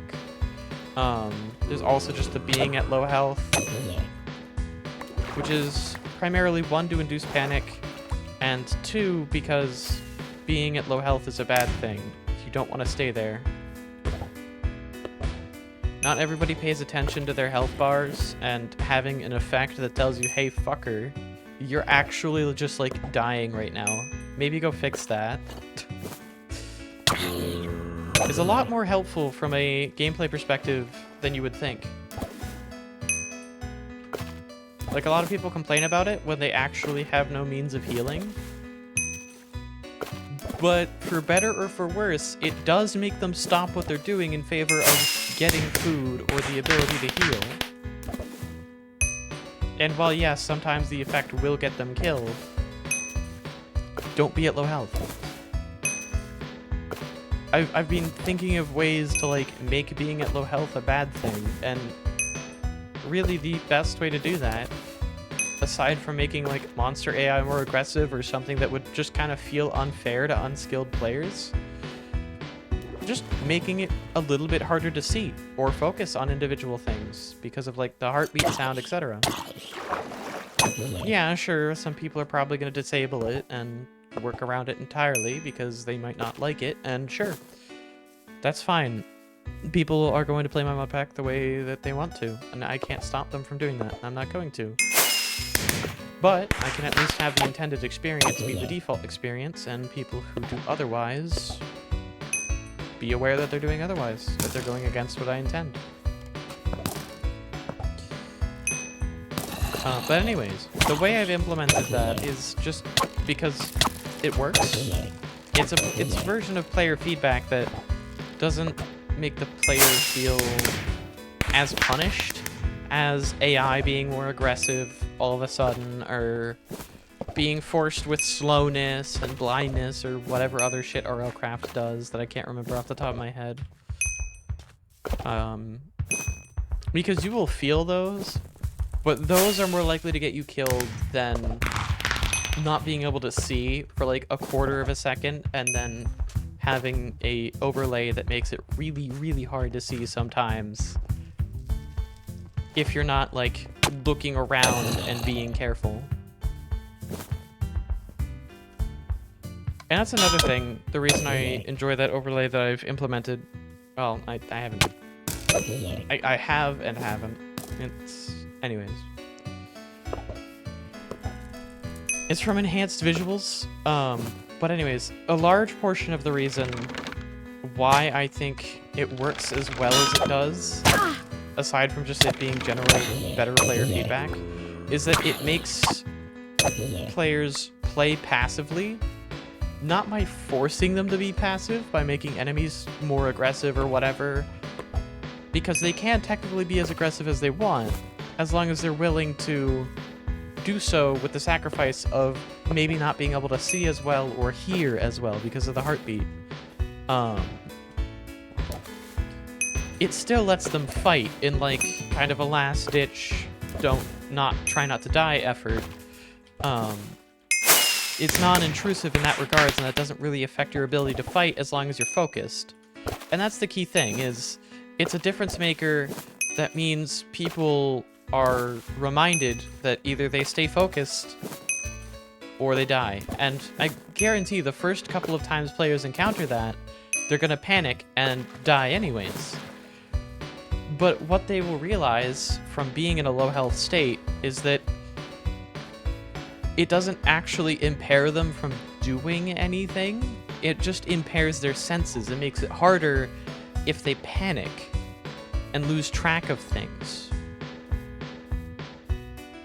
So it acts as a punisher for people prone to panic, which it's a horror mod pack, so more ways to try and emphasize, hey, focus, or guide players down the route of learning to do that on their own without being told it outright. But also having the side effect of good players having to actually be careful when they're at low health, not because the effects are aggressive, but because they need to be more careful, because they might not see certain things coming or might not hear something, or if something's just poorly timed, they might not have the reaction speed or the ability to react to something. They might miss something because of the blood and pulsing screen. A lot of things serve more than just an aesthetics purpose, is what I'm trying to say. And, like, to a lot of people, that sounds a no-duh, but you would be surprised the amount of things that actually aren't just aesthetic choices.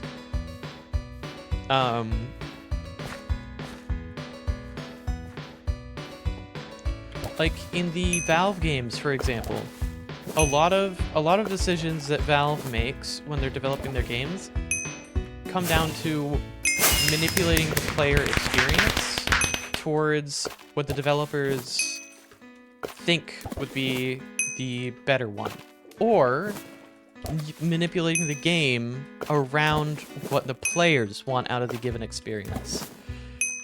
Which is especially amplified in Left 4 Dead 2 and Left 4 Dead 1. The entire point of the AI director is to change the pace of the gameplay based on the player and players, so that the game feels more approachable from many different perspectives, even for higher level play. And yeah, there are some people who will make rage bait videos shitting on Left 4 Dead's AI director, something or other, stupid arguments about how it makes difficulty pointless, but there's different levels to difficulty in a game, right? There's increasing the enemy count, there's decreasing access to consumables that are useful, there's increasing health, there's decreasing health in certain scenarios, increasing or decreasing damage values, increasing or decreasing defense values, etc. Like, there's a lot of ways you can change difficulty. The point of the AI director is to make campaigns feel smooth, no matter the difficulty. It doesn't ramp up or ramp down the actual or perceived difficulty necessarily, as much as it helps supplement increasing or decreasing the difficulty on the player's side. Because the differences between playing easy mode on Left 4 Dead and expert mode is very high. On expert mode, tanks instantly kill you, like they instantly down you, which is basically death in that level. Commons, all it takes is 10 of them hitting you once. It takes 10 hits and you're down because you take 10 damage per hit from a common. The special infected are incredibly more dangerous because their damage values are amped through the roof, as well as their health. And not to mention the fact that significantly higher zombie limits are a thing. This is something that the Left 4 Dead 2 community doesn't talk about much. Higher difficulties do actually increase the amount of zombies that the AI director can spawn. It's not by much. It also biases the AI director a little bit with number of spawns. But it is a thing, and it is something that is, I believe it is something mentioned in one of the developer commentary nodes. And the reasoning for that was because, again, you could scale difficulty in many ways, and the idea was, if you're more confident in starting at a higher difficulty, then the AI director should start with kind of like a baseline from that difficulty, and then change from there. Because the point of it is to just move spawns around, move stuff around, to make the amount of time and effort it takes to complete a given chapter about the same as expected, give or take.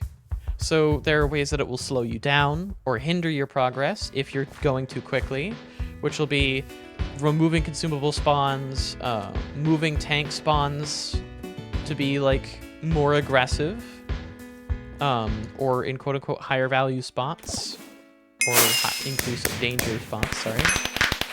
And it can do the same in a couple of different ways. I think I can submit this now.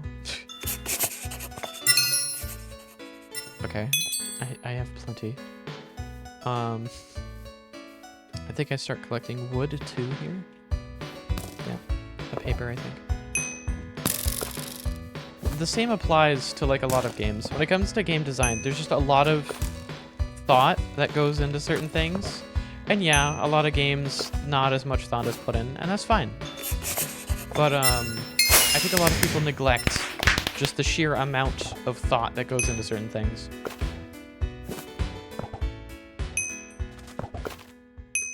And that's primarily why I'm willing to be so critical about games, especially ones I enjoy. Because yeah, I love Wynncraft, don't get me wrong. But every game I enjoy, I will shit talk to the ends of the earth. Whereas games I hate, I'll just say they're stupid. And if I have to elaborate on why, yeah, sure, I'll elaborate on why. But usually not very much. Usually be like a small, it's just bad, or I just don't like it.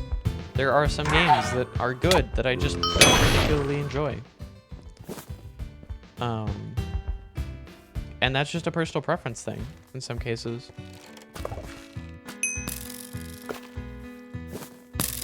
Like, I don't really like parkour games. Like, I just don't enjoy parkour as a genre. And like, yeah, I like movement shooters, which seems like kind of contradictory if I don't like parkour games, but I like movement shooters. But the difference is I like movement from a gameplay standpoint, but there has to be something else.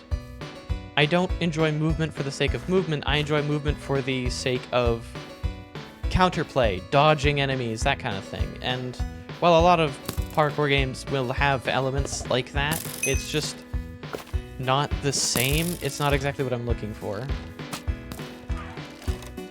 They're more willing to sacrifice combat for focusing on movement, and then movement is just how you interact with the game in every level. And at that point, it comes down to you're just doing whatever the developers laid out for you to do. And yeah, sure, some of them offer alternatives, like whatever the fucking sword one is, offers alternatives that are just up to players to experience and find. But a lot of those aren't intended, and it really feels like it sometimes. I think it's called Ghost Runner, I don't fucking know. Again, not that it's a bad game by any means, but it's just not my cup of tea. I just don't like parkour. Like, I don't mind playing melee classes in a game. Like Team Fortress 2, if I'm playing Demo Night, I will trimp into an enemy from a mile away. But shrimping into the enemy isn't the end-all be-all. It doesn't instantly kill them. There's still a whole bunch of other skill involved. Like timing my swing so I still get a crit, if a crit's even available past the point of shrimping. What enemy I need to target for that matter, because I obviously a full health heavy, not a good thing to chop at 65 damage at a time. Unless I'm able to get a crit off or something. Maybe if I have a high-level Eyelander streak going. But, like, it's that kind of thinking. The strategic thinking with resources like health and stamina, etc. Like, whatever. That I enjoy. And a lot of hardcore games just don't have strategy in that sense. They have a strategy in the, here's the route I'm going to take, and that's it. And I just don't enjoy that. Some people do. Some people enjoy making those routes on the fly. That's just not the part I enjoy. But anyways. Point is, I'm willing to be highly critical of games that I really enjoy because, honestly, just for the longest time, it's been Valve games that I've enjoyed. And a lot of the time, Valve is known for changing things. And I like being, or I don't like, I will be critical of things that I think need to change because they need to change. If nobody's willing to say anything about it because they're too busy saying how good a thing is, then it's not going to get better. And yeah, I can go on rants, long rants about all the good things about a game, but people who are already, say, watching me stream Wynncraft, like, they're watching somebody do one of the hardest challenge that this Minecraft server has to offer. It's safe to say that either they already know of Wynncraft, or if they don't, they're seeing what I'm interacting with and going, that looks amazing. And then hearing me complain about, like, individual specifics that, like, don't seem to matter to them. Like, it's not really going to change anybody's mind on how good of a game Wynncraft is when I'm sitting there complaining that professions are stupid and need to be changed. Because in their eyes, like, professions aren't even required. They don't know what it is, so they don't understand what I would be complaining about, and if they take enough time and watch for long enough to understand, they'll go, oh, I don't have to interact with that system at all? Okay, cool. And then it's just an optional system that I'm complaining about, because it's dumb that it is the way it is. Or at least, dumb that it still is this way.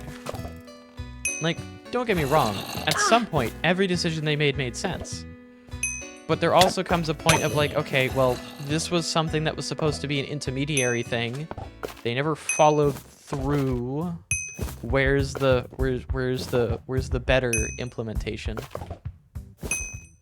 And this has been an issue plaguing Wynn for so many years now, so many years, because everything they implement is quote-unquote temporary until recently. They've started actually polishing things now. And in my opinion, in some of the polishing runs, they've over-polished and made a new rough edge that they have to then build up again. But I think that comes down to not enough people being critical. Like, don't get me wrong, there are people that are very, very, very critical of Wynn and seem to hate the game, but still grind it till the end of their days. But from what I've seen, they're just being toxic for the sake of being toxic, as opposed to actually trying to be constructive about things. Like, again, every time you hear me complain about something, the first thing I do after saying something is stupid is an explanation for why, and then what I would do to change it, or, like, a potential better option. Because that's just how I approach things. That's how I've always approached things, and it's seemingly been a useful thing, because everything I've interacted with is usually better afterwards. But, of course, it does come at some downsides, because, again, some people just aren't in a position where they can actually deal with criticism, and that's fine. Like, criticism is a hard thing to take, and learning how to deal with criticism is a very hard thing, and sometimes people just aren't in the mind space for it. And I completely understand that. That's why I'm willing to still be critical in certain circumstances, but other times I'll just drop it.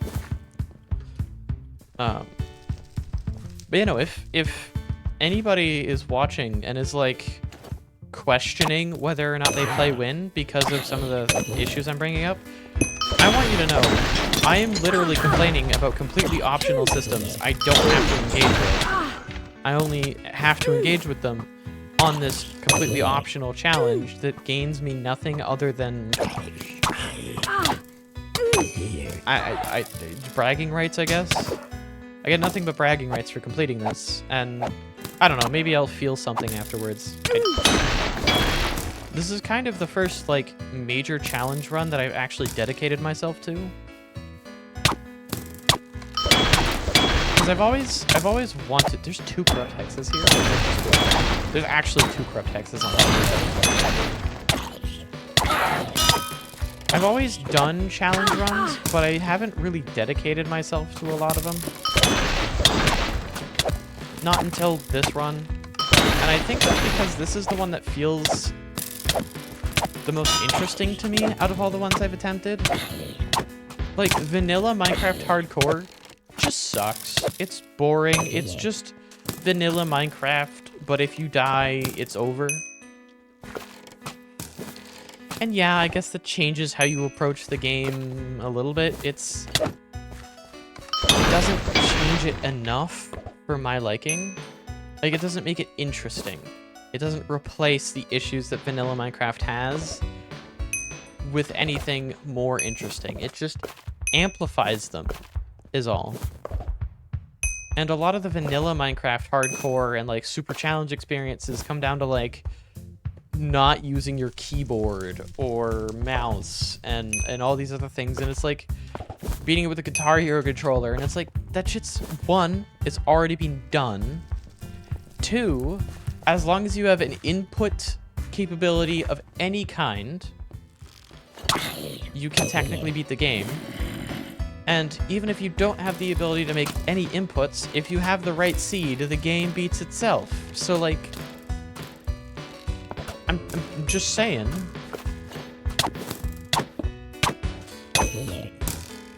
Those challenges aren't interesting. Wynncraft, the HUIC challenge, has, like, this challenge I'm doing right now, obviously. It's in the stream title and everything. For those who didn't know, HUIC stands for Hardcore Ultimate Ironman Craftsman. Hardcore means same thing in vanilla Minecraft. I can't die. In other words, I mean, I can die, but if I die, I restart. Ultimate Iron Man means my inventory is extremely limited. I'm limited to what's in my inventory and this pouch. I don't have access to the character bank. I don't have access to the account bank. And as an extra punch in the gut, I can't use the trade market, so I can't trade with other players at all, period. Other players cannot give me items, and I cannot give them items. And as a result, the economy in this sucks because it means I have to grind for everything. If I want to do something, I have to get it myself. And furthermore, craftsman means I can only use crafted items or quest items, which means I have to interact with professionals, because I have to craft all weapons, all armor, all potions, all foods, all jewelry, everything. Everything I use has to be crafted. The only exceptions are quest items and, like, teleportation scrolls. Which means I have to interact with the profession system, like I stated prior, which is why I am unfortunately so experienced with it, especially in the early game, and why I am willing to talk crap about it so openly.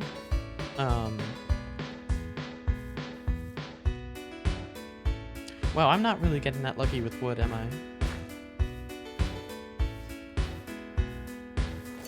And as a result, all of that comes together, because I have to abide by all of those restrictions.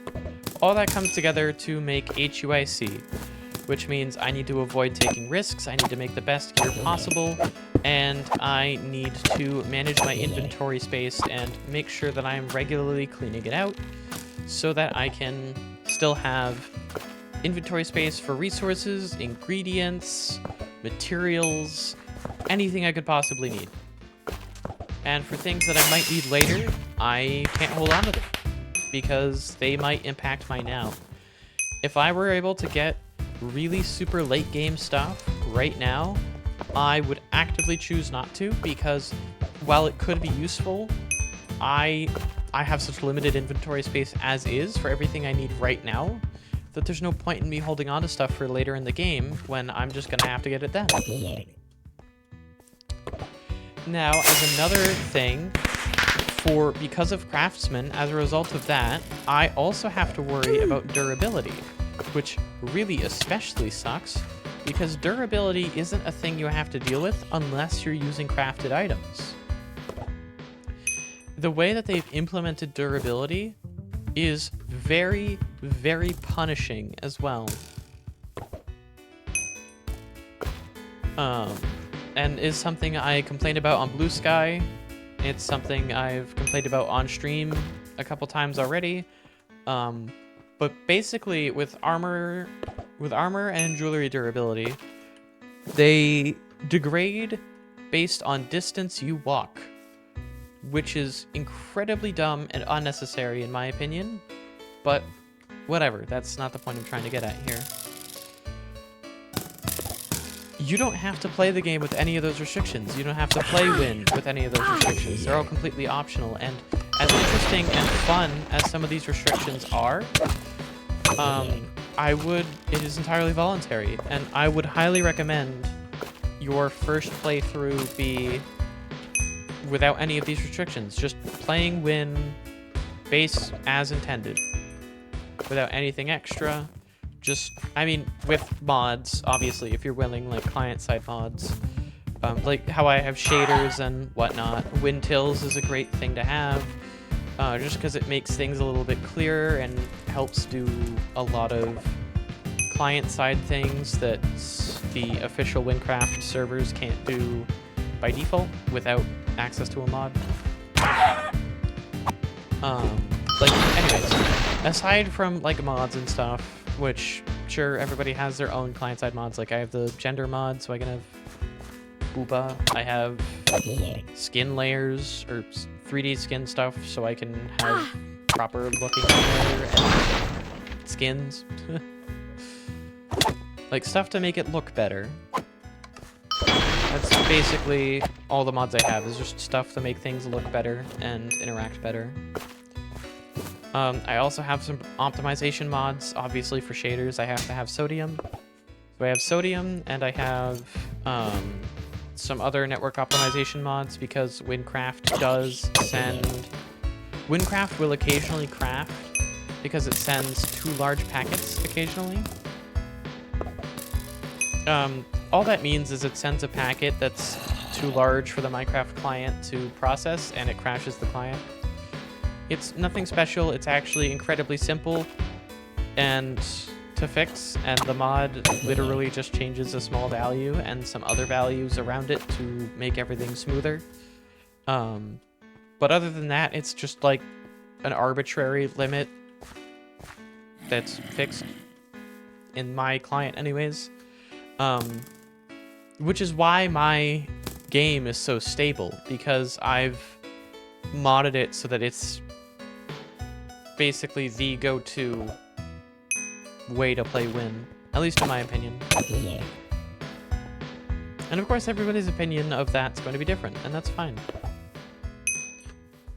And while a lot of these things aren't necessarily intended, so they might not look the best as if they were intended, they might look better, that kind of thing.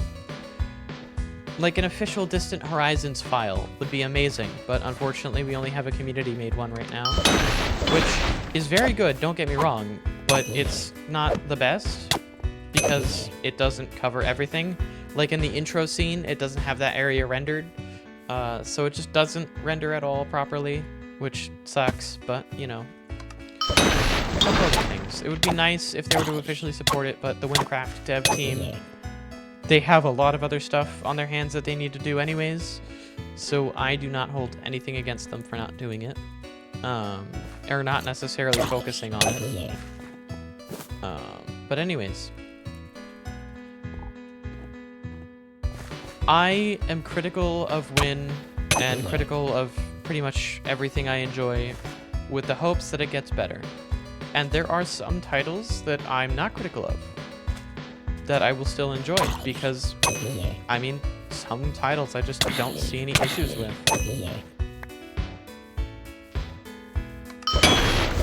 Like Terraria, for example. Like, yeah, sure, I could complain probably endlessly about minor issues in Terraria, but overall, Terraria is a good game. I don't really have many notes about it. Like, I don't play Terraria on a super high level like I'm playing Wynncraft, because honestly, Terraria's hardcore just doesn't really appeal to me. Because it falls into the same trap that Minecraft's hardcore does, but only significantly worse. Because Terraria does actually have progression, and that progression is difficult at times. And yeah, sure, doing it all in like one life is actually challenging and interesting because it forces you to approach the game differently. Unlike vanilla Minecraft, where you just approach it the same way and just like play it safer sometimes.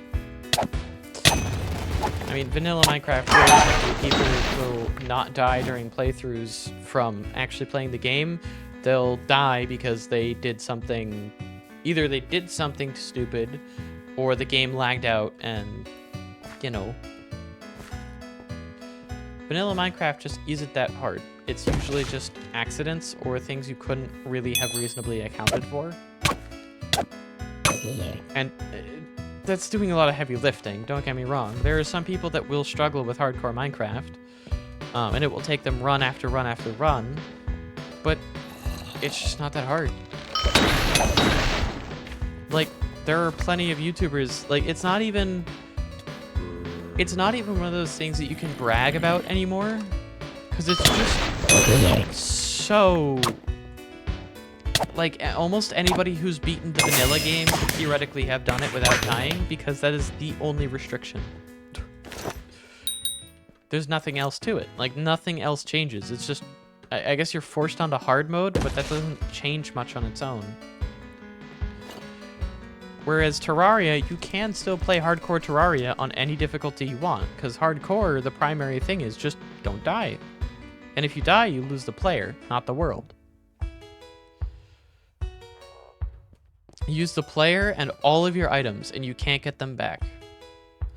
And if you're willing to go on a new character and try again, which would be weird because at that point just play medium core, there is, however, a difference between playing medium core and hardcore, but when you die, you come back on another hardcore character onto the same world. Medium core, you have a chance to get your items back. Hardcore, you don't. Your items are just gone. Most of the time. Sometimes they spill out onto the ground anyways, but the point is, you lose your items. Like, they're just gone. I do want to clarify, they do spill out onto the floor.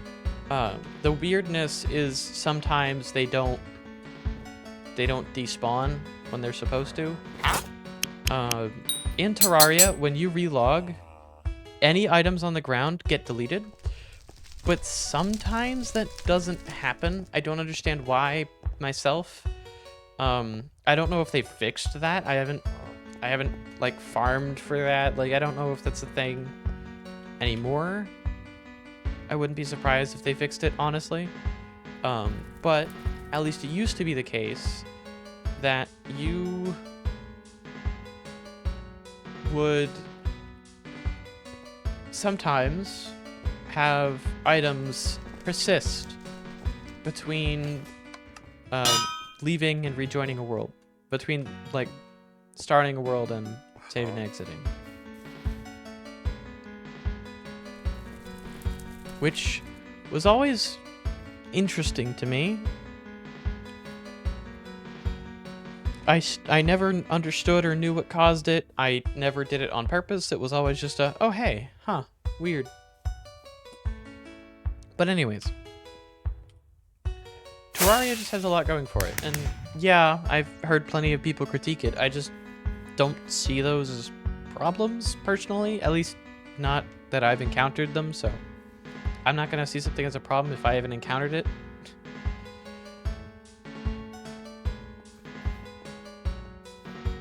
Like, even with reforging, like, I don't really have an issue with the reforge system.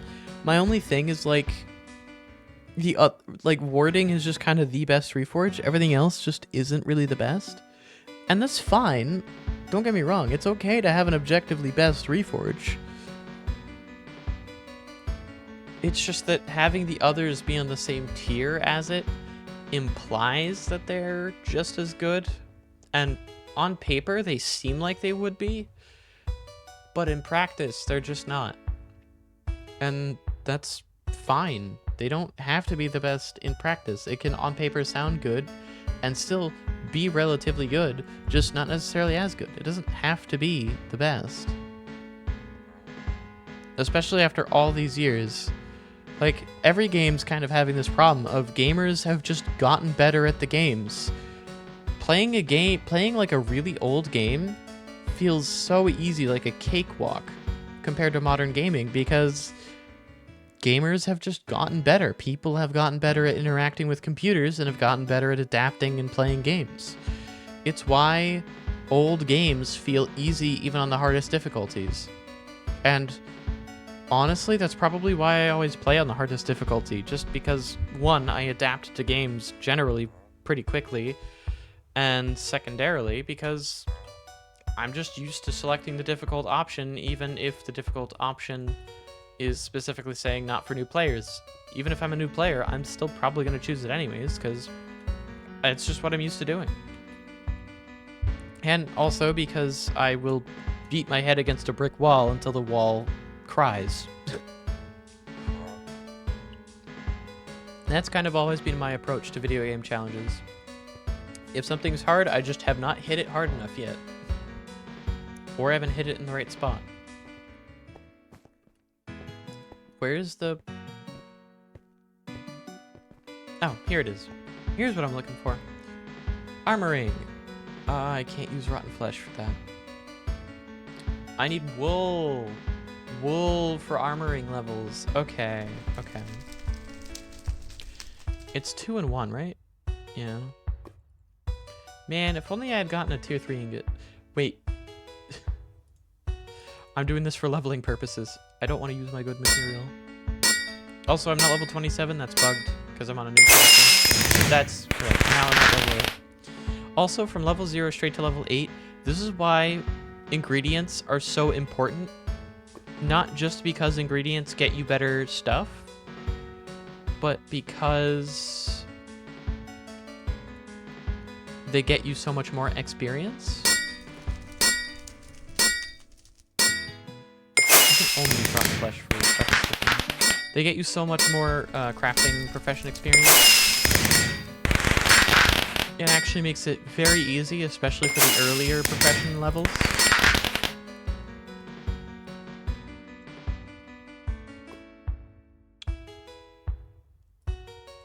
Alright, I can't use that, I can't use that, I can't use that. 1823. Okay, so these are bad. This is 18 to 23 at 7. This is 5 to 6 at 3. That plus 20% attack damage roll is actually insane, because that is the exact percentage required for this to deal 1 extra damage. All of that for 1 extra damage plus 20%. This is why I say percentage damage increases are actually just terrible. There's like no point to take them in early game at all. Because even this plus 18%, like, this plus 18% is minuscule compared to literally anything else, compared to a flat damage bonus. A flat damage bonus is significantly higher than this 18% would be. Especially because a lot of the early game flat damage bonuses you get are like +2, +5, sometimes +9 or +10. Like strong flesh. Strong flesh is really good because it does do that flat. It also does percentage, but it does that flat damage bonus as well. Which is why strong flesh is good until you're like level 20, I would argue, honestly. Like, you have better options like pigment ivory at that point, but it's still really good. It has to be possible. I feel like that's possible. Also, wait, does shifting make you fall faster?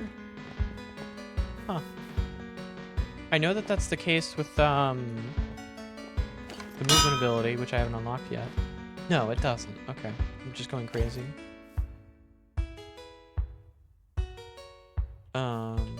But anyways, flat damage is just better for the early game. Once you reach the point where you're dealing like 50 or 60 damage as your base attack, then maybe percentage could be better if you can make that percentage high enough to matter. But realistically, until you reach 100 damage and each percent is basically just +1 flat damage, until you reach the point where that's basically the case, it's not worth it. It's just not worth it. Especially because that percentage bonus doesn't seem to apply as reliably, because it always rounds, to my understanding, it always rounds to the nearest whole number, which usually won't be in your favor because of the random variance. So ideally you have just flat damage because that increases the minimum damage you can deal, whereas percentages get messy because there's a point where, like for this, for example, that +20%, if that was a +19% and I rolled a 5, I would get no benefit. I would only deal that 5 damage. I wouldn't deal any extra. But if I had the +20%, that means at bare minimum, I get +1 damage. And at best case scenario, I hit a full-on 6. I still only get the +1 because it rounds. You can't do fractions. There's no decimal damage. It's all integers. So it cuts off the extra, which means these percentages don't matter unless they reach a breaking point. But anyways, I just wanted to say that because I don't know, it kind of came up. I also am under the understanding that a lot of new people are showing up who might not be aware of these things yet. Honestly, I can't power level armor quite yet because I don't have wool, but I don't need to power level it. I just need to level it enough to... I just need to level it to level 3. What? Okay, that makes more sense. Once I reach the point where I can use strong flesh... Alright, level 3 is enough. Which of these is the highest? +11, +11, +11, +9. 181, 175. This one has the highest durability. Notice how there's durability variance in this crafting as well. You can get as low as 175 and then as high as 181. The difference there is actually kind of funny. Anyways. I'm not going to make myself a helmet just because the helmet's probably going to be the same as this toe sack. And that +1% XP bonus doesn't seem like much, but I don't know, compared to not having an XP bonus, I guess I'll take it. There's a blacksmith over here that I can sell stuff to. It's useful that there's a blacksmith back here because it means I can sell my useless stuff that I can't use.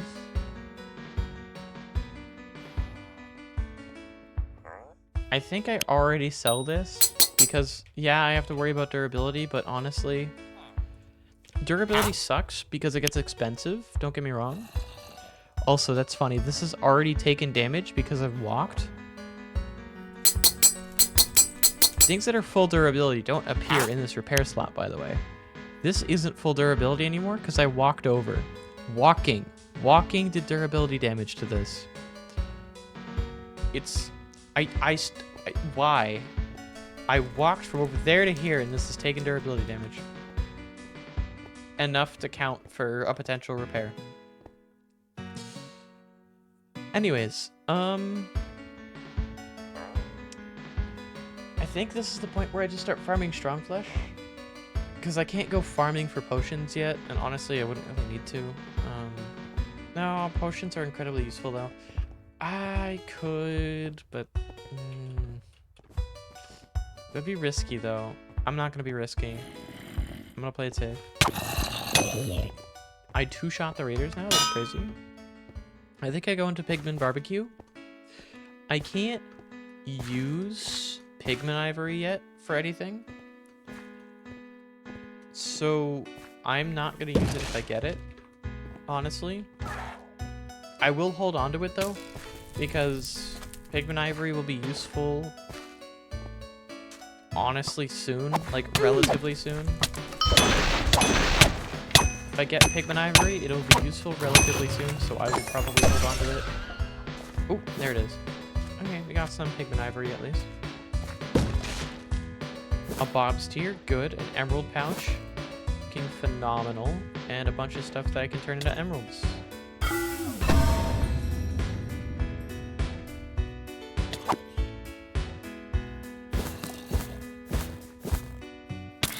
Alright. Ow, you spawned in a corner, man. Alright. Time for me to organize my inventory. Potions are actively bad.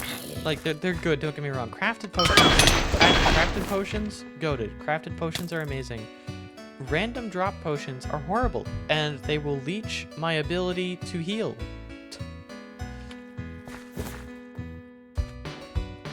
Okay. Anyways, I'm gonna open up the Pigman rewards, if they will let me. A blank, good. Raw Pigman is kind of bad. It's good for leveling alchemism, not really much else, and it's a high level alchemism. That's like level 11. It's not good right now. I'm just gonna get rid of it. Squishy innocent, squishy. But yeah, it's not really useful right now, but could be. Okay, there's something going on with blank. I have no idea why it's changing. Blank seems to have an issue with changing qualities. I think it's just blank. I don't even know why it's identified. You're supposed to get it. It's supposed to be unidentified. Didn't it say? No, it doesn't say unidentified blank, just +1 blank. I could have sworn it's supposed to give it to you as like an unidentified blank, and then you identify it, but that's not the case. I got a fucking perfect quartzite amulet. It's so fucking over. Are you kidding me? I'm getting actually good stuff that I can't use because I'm craftsman. Why can't I get this luck on like literally any kind of other run? Or just like not playing HUIC. To clarify, I never get this kind of luck when I'm not playing HUIC. I guess I shouldn't even call it luck, it's just reversed. It's the exact opposite of what I'm looking for. Alright, I need to farm archers. Remember, I can't use mob totems. I know I'm hero rank. So I could use mob totems, but for this run, I'm forbidding myself because not everybody has access to them. They are not free to use. You get a limited amount per day if you have a rank, but not everybody's going to spend money on a rank. And thus would be, in my opinion, an unfair advantage.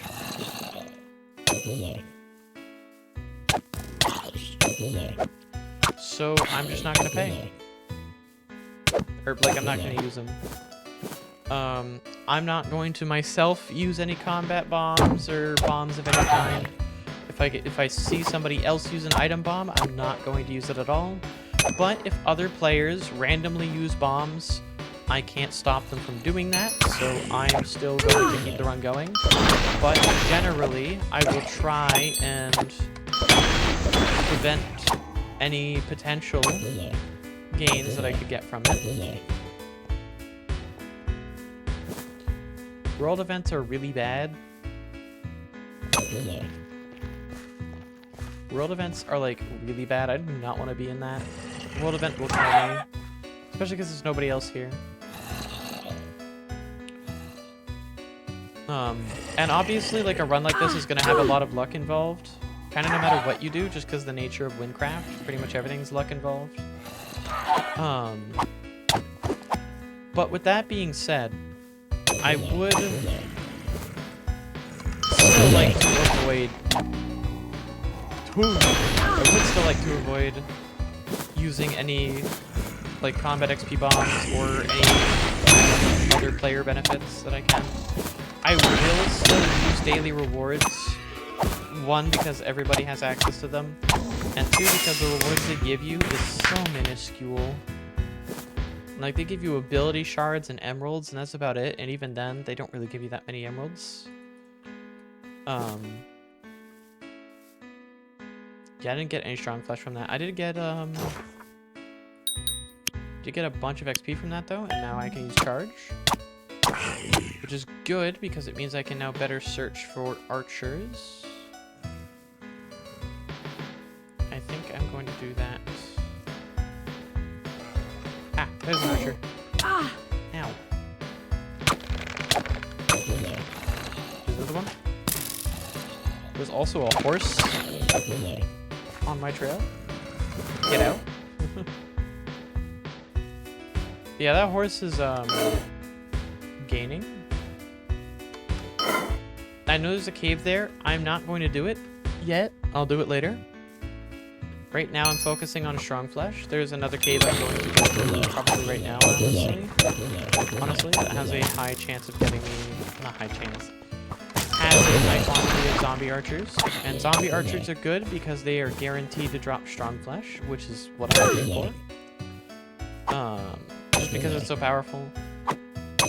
I know some other runners will focus on, like, ooh, I need to get to Deathless so I can farm for other ingredients, and, like, yeah.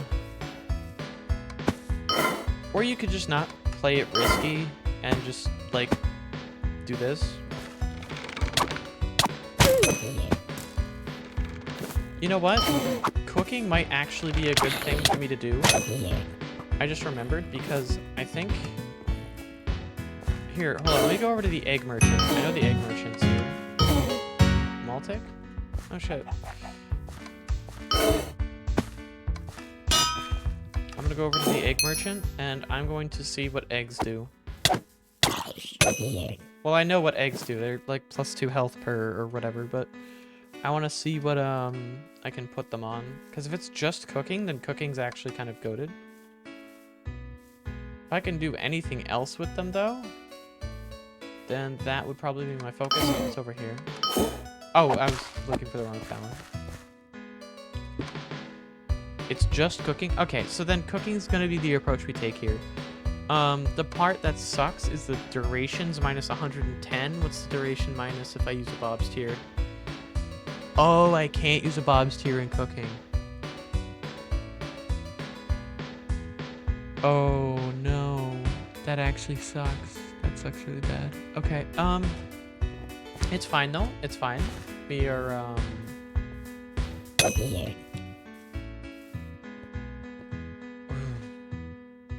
That's actually not very good. That's not nearly as good. Because that's just, like, plus... It's +2 health, right? Oh, +2 to 4. So 4 times... The best case scenario, that's +24 health for, like... 2 minutes? I mean, I guess that's half of my health right now, but I'm also not wearing... Like, that's the equivalent of just wearing another piece of armor for 2 minutes. It's not worth the time to find it.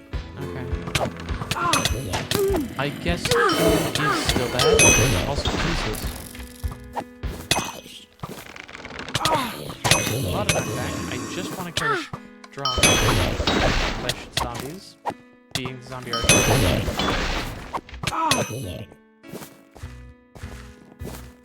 Okay. How many strong flesh am I at? 7? Right. I'm gonna go back to the cave. I didn't really go in and clear it. I just kind of went outside. I'm gonna clear this cave this time, hopefully.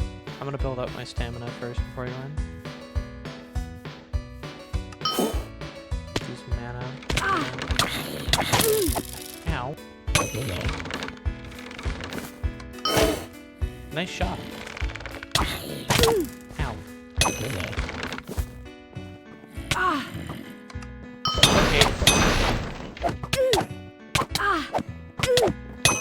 Corrupted degree kind of sucks.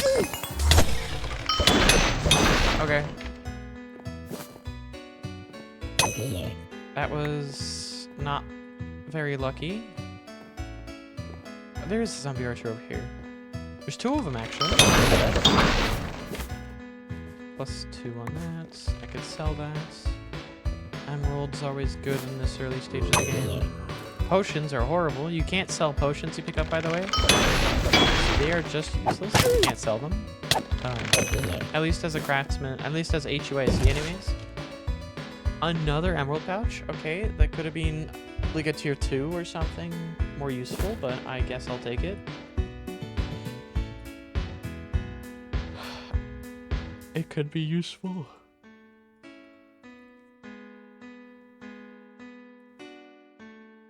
This is just better value. 4, 5.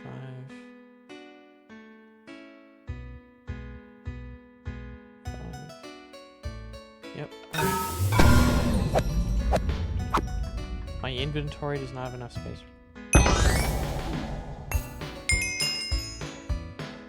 It's so over. Right, these zombie archers do actually respawn as long as we're like away. And for the record, at the front of the cave where it says loot quality, that only applies to like loot chests from the cave itself. It doesn't actually apply to the enemies in it. So I can still collect strong flesh here perfectly fine. Like there's nothing stopping me from collecting strong flesh here still. Which is good for my purposes. I don't know if this will be a thing forever, but still quite useful because it means if you need to farm an enemy and there's a cave that spawns the enemy, you just like run through the cave, run out, rinse and repeat a couple times until you have everything you need.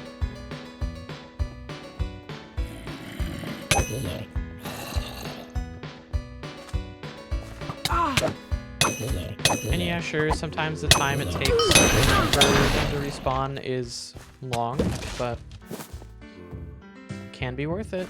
You never know.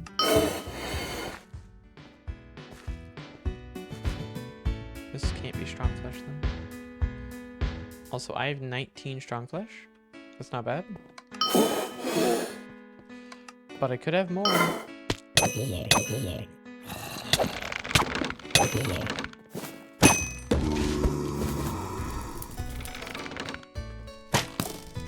Wow. Nice shot.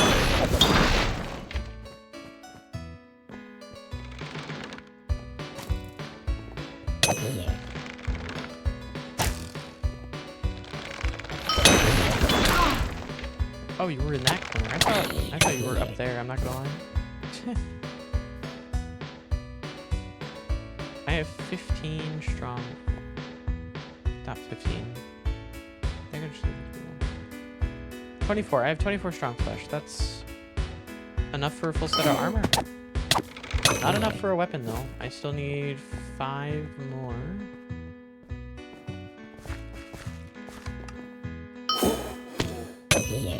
That was including the zombie archer I just killed. 5 more. That should just be one more run through this cave. So I think I will leave. Kill stuff in the area. Oh, maybe there's enough zombie archers just outside.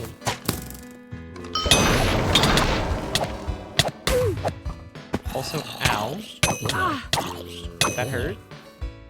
A lot.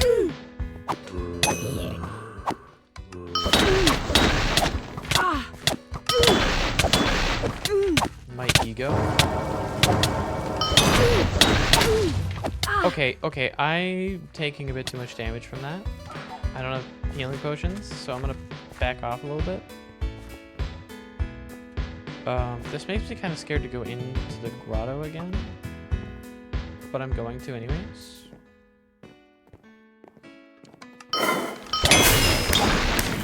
Okay, that's 28 plus the 129. I actually won off.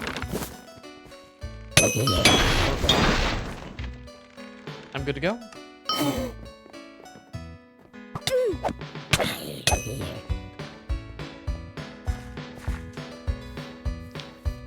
And with this, I dip.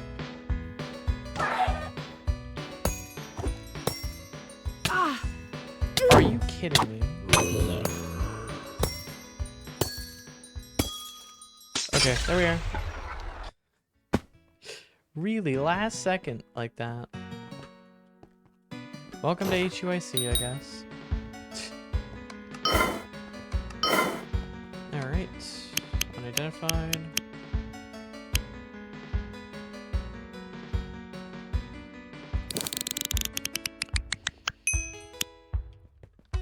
And blacksmith, I have things to sell you. Like this awesome bandana. I know this is just a bunch of junk, but hear me out. It's exactly that, a bunch of junk. You never know when junk will be valuable again. I just don't particularly have the pockets to hold on to it. Alright, now it is time. I can't make pants or boots yet because I need to do farming, and I can't do farming yet because that requires me to complete a quest.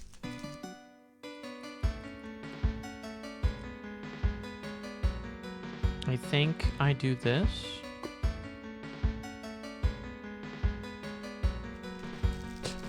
Yeah, that should be fine. I don't see why not.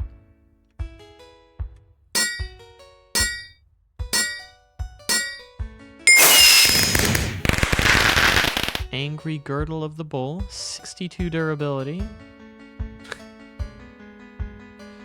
I have to get better than 62 durability. There's no way. Okay. Just... wow. Just... wow. That is not very good. That is actually the biggest pile of dog. Alright, let's make a helmet. Right? Surely this can't go that bad. Highest level helmet you can craft.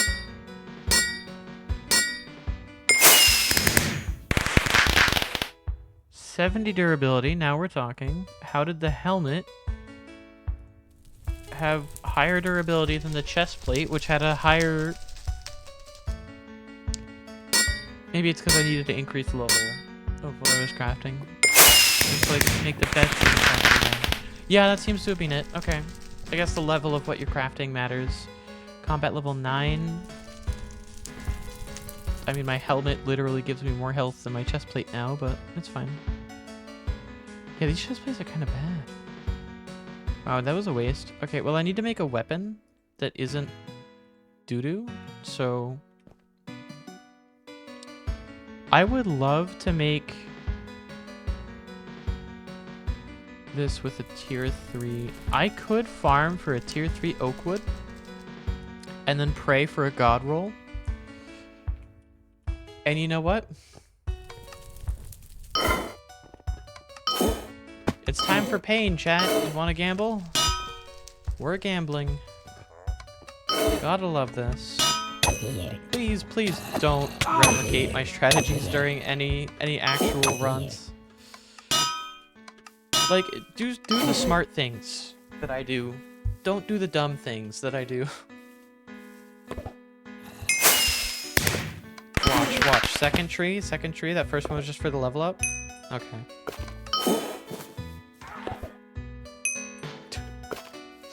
We're gonna be here for a while, chat. If you were unaware, tier 3 materials are nigh on impossible to actually get. They're like a 1 in 100 chance. I think they're actually less than that. But, here we are.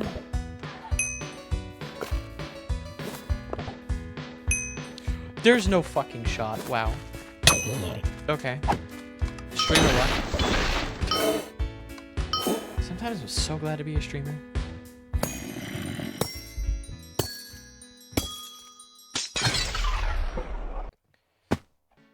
I cannot believe that worked. I will not lie. Okay, I'm going to go over here.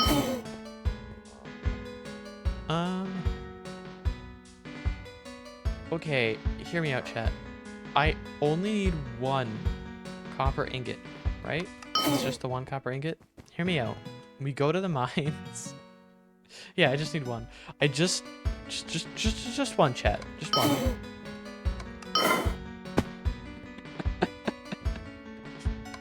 Ignore how fragrantly stupid this is. I just need 1, alright?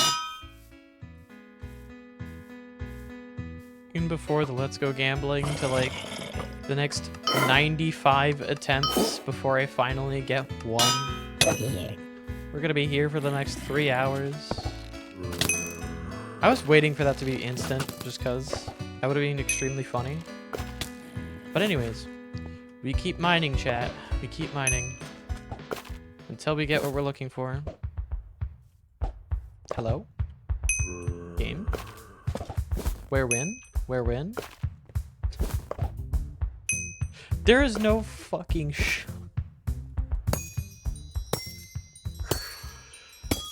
Do you remember that one run where I spent like literally 2.5 hours looking for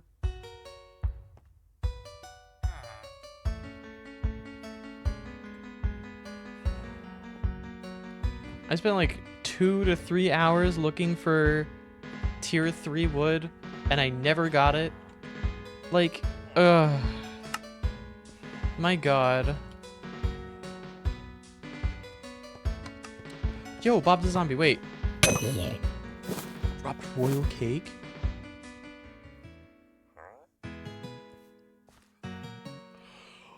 Let's go! Royal cake is actually so fire. Royal cake is so good. My teleportation scroll is unusable. I will take this Bob's tier. Great. Don't forget about this.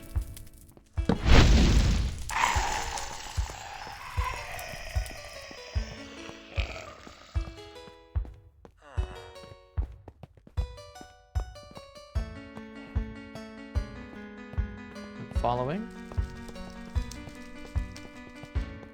I'm following.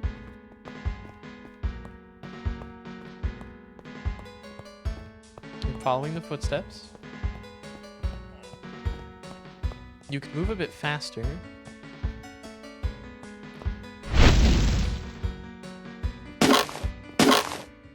Okay.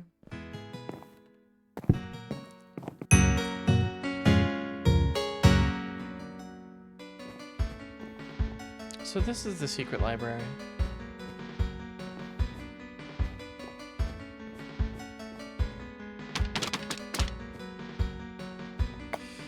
As interesting as this is, and as much as I would love to go through this entire library, I don't think I gain anything from doing this entire library. I don't think I gain anything from reading all of it. So I'm going to dip.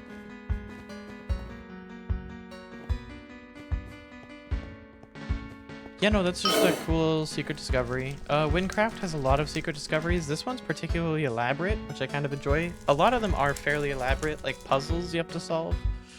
This one's just throw a Bob's tier into the fire. And I guess follow the footsteps over there. I wonder how many people screwed up the footstep part. I'm sure an embarrassingly high number. Oh, yo, again.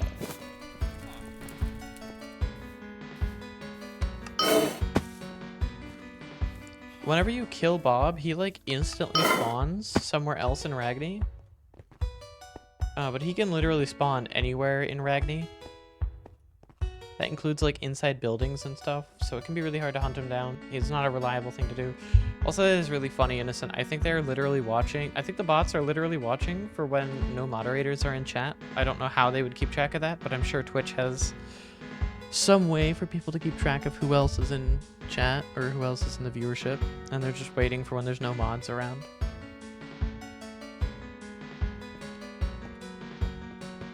Unless you had it open and you just weren't looking. Either way, Innocent, I think the lesson here is they're in your walls and you are not safe.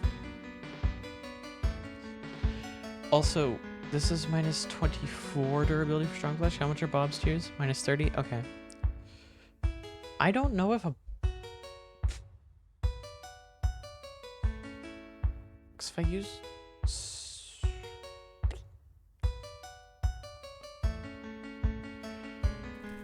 Plus 25. This gets me basically another Strong Flesh. A little bit extra. Yeah, so I think I use the Bob's tier here. Oak wood, copper ingot, Bob's tier, and Strong Flesh. Yeah, I could make this better. I could farm for whatever other ingredients, but I don't want to bother. I want to make a good weapon.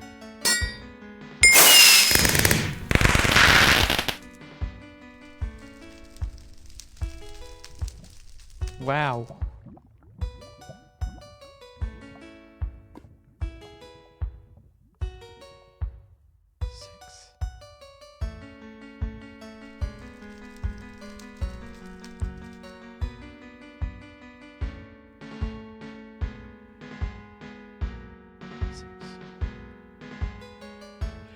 That is like one of the lowest possible rolls I could have gotten.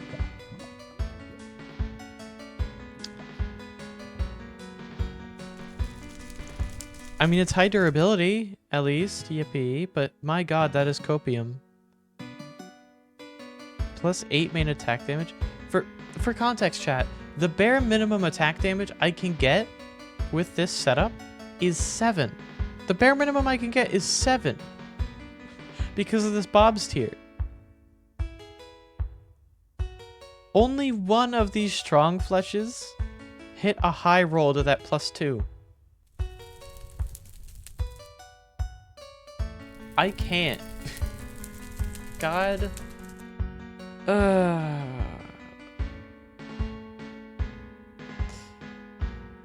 Well, that is my luck. That is my brand of luck.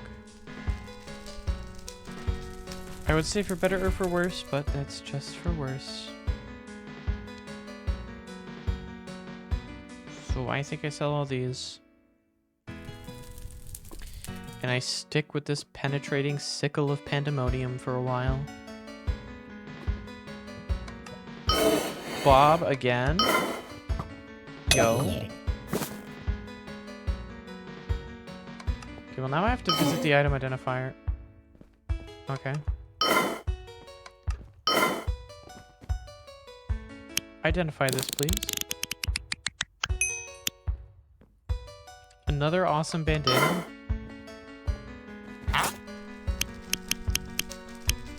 Yeah, I don't want an awesome bandana. Fuck that shit.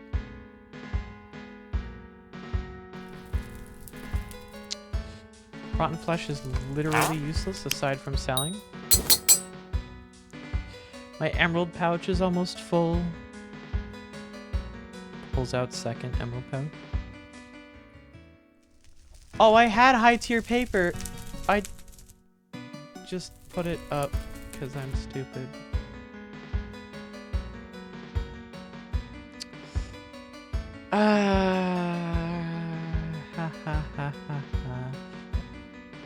I was gonna use that too, wasn't I? How long will stream be? Probably a while. Maybe a little bit longer, I don't know. I don't know if I can... I might be able to get away with it. No, I think I used 2 Defender's Stones. That is minus 60 durability, though.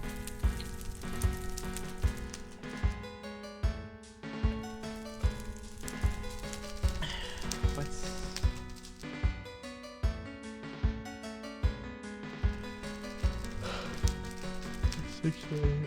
Just one of these could be worth 6 strong flesh.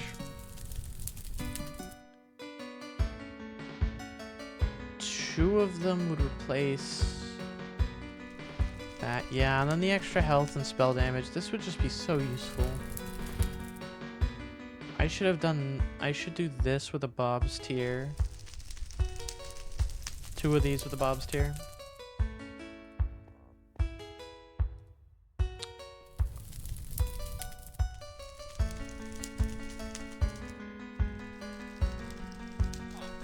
That'll be later, though. I don't...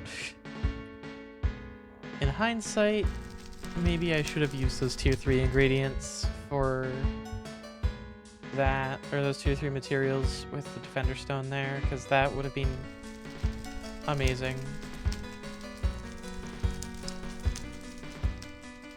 Yeah.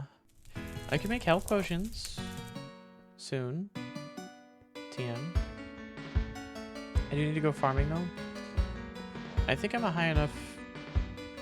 At this point, I should just do it. Like, I don't think there's much risk in doing this over here. I don't think there's any risk in doing this. Yeah, there are other farms I can go to, but the farm that this unlocks is just... better.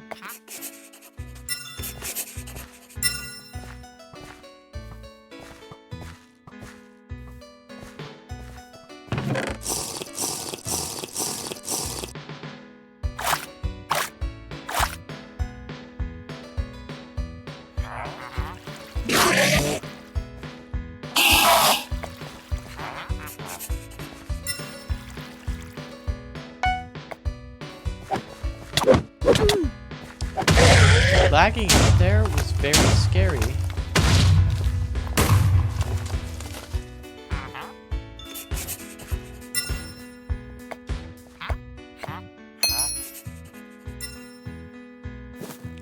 Right, now that unlocks the ability for me to go over to the second farm. The second farm is just in the back over here. And here we are. Welcome to the second farm. Now this is gonna take a while. I should farm for greens, I think. Yeah, I think I'll start farming for greens. I got 1 piece of string. Of course it's tier 2. What? Why? What else would it be? Okay. Wheat greens. I mean, with that string, and I could probably make a better helmet with that. Or not helmet. It'd be a pair of boots. Or no, be a pair of leggings. Right, because boots is 2 string. Stupid. Barley, I can't do anything with. Well, that's rude. Ah! Do you do that to all the farmers?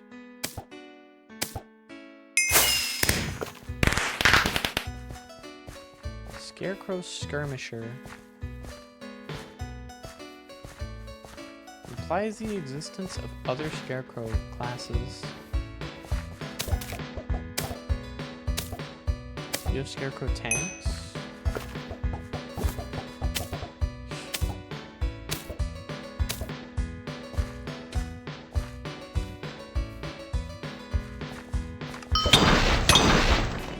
Okay.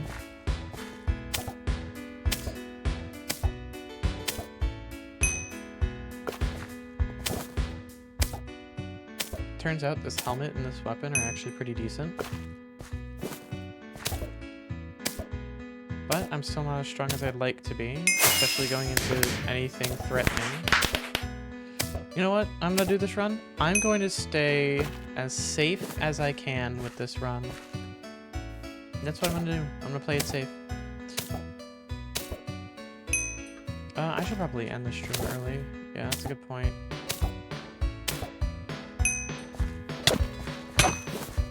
I will... Once I craft these you know what? Once I craft these potions, I'll end the stream. And we'll resume tomorrow. Hopefully on closer to my normal streaming schedule, just because I recognize that this schedule was kind of bad. Not my normal 1 p.m. to, well, 1 p.m. to like 10 p.m. I understand this wasn't my normal schedule. I had to go shopping today, so I didn't really have an alternative, and I still wanted to get a stream in today. I didn't want to not stream.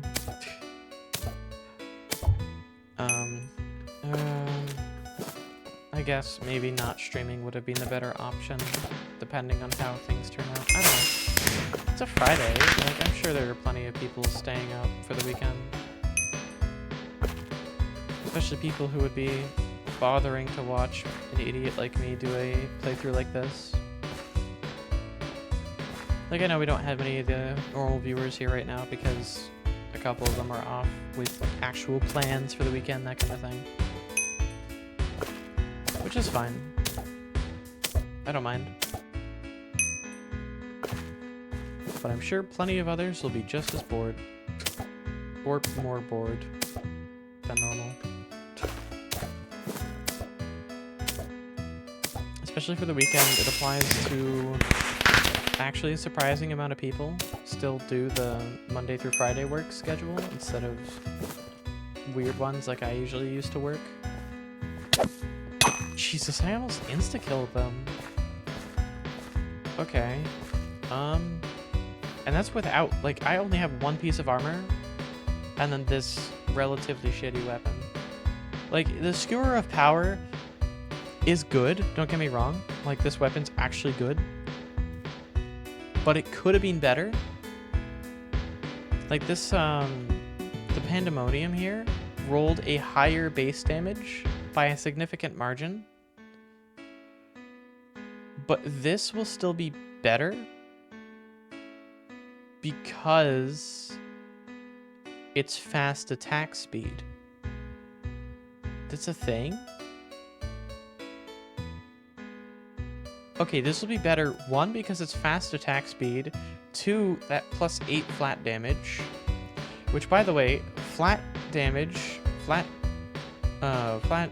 increases are really, really good on fast attack speed weapons because they tend to have a lower attack damage to compensate for the speed.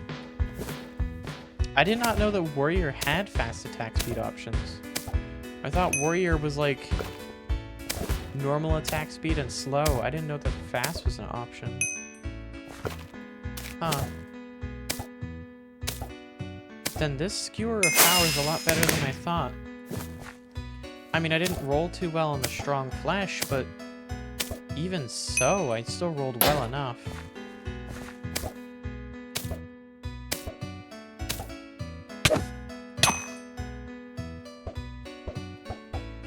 Oh, yeah. Can we just gather this wreath with a fishing rod real quick? You know how it goes. I swear to God.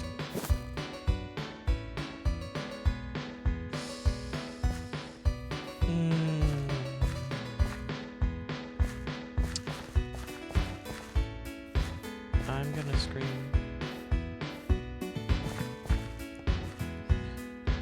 Also, after I end stream, I'm probably going to get food. Now I want to keep going until I get another tier 2 so I can actually use this. I should get another... I'll just go for one more, just one more. I need tier 1. Need tier 1. Okay, there we go. Oh, I can teleport to Ragni again. Oh, it's been 20 minutes. Okay. That's kind of funny.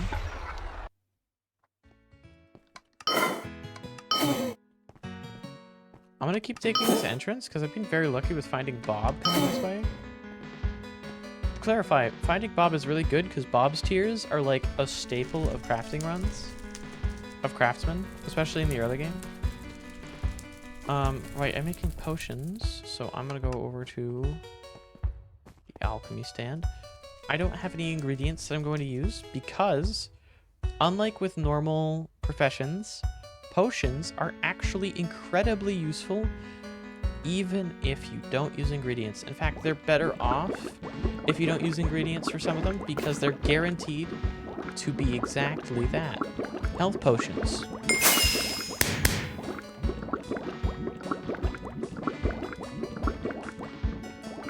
They are guaranteed to be health potions. And if you put ingredients in, they don't heal you at all. You only get the effect of the ingredients if you put in an ingredient of any kind. So here you're better off not using any ingredients and crafting a bunch of regular health potions than you are otherwise.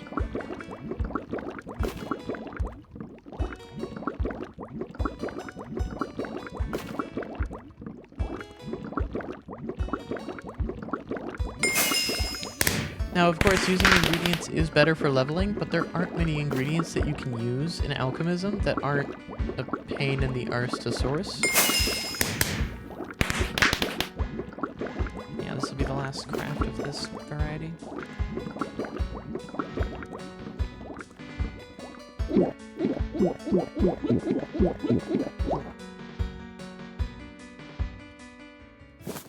All right. So our maximum here was a healing of 35 because it automatically sorts from your best healers to your worst healers. You cannot, this will only delete potions. If you left click, if you right click, it doesn't matter what you do when you're on this menu, it will delete the potion. So ideally you don't interact with this. I will have to delete potions regularly because if I pick up potions off of an enemy or something, then unfortunately it will automatically go into here and replace crafted potions. And now, obviously, I'm craftsman, so I can only use crafted potions. If I pick up a health potion that heals more and it goes to the top of my stack, I can't use my health potion until I go into my inventory and clear it. Which means I could die because I pick up a health potion off of an additional mob. During like a dungeon or something, if I'm not careful. Anyways, I'm going to keep crafting gudgeon oil until I run out of wheat grains. Not gudgeon. I'm gonna keep crafting until I run out of wheat grains. Just because I want to have higher levels. Because the higher levels, obviously, the better potions I make. Significantly better potions I make.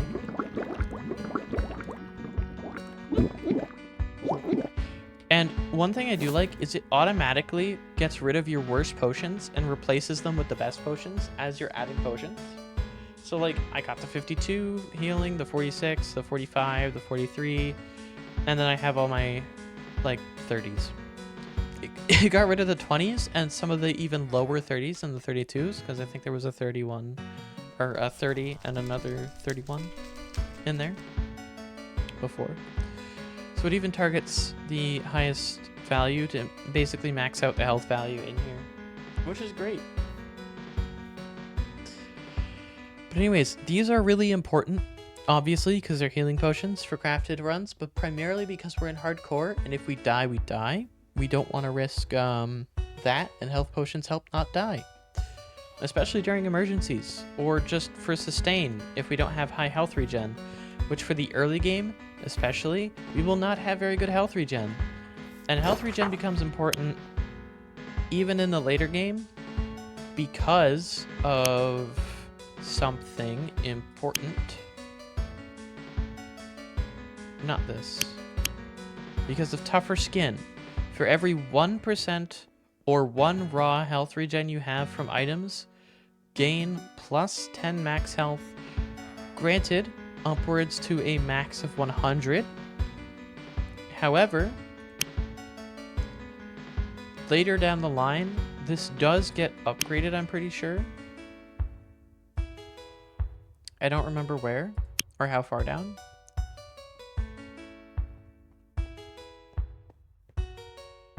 But from my understanding, it does get upgraded at some point to a greater amount than just plus 100 max. Rejuvenating skin is also really good. We won't get to this point until we're like well into the 50s, maybe even 60s.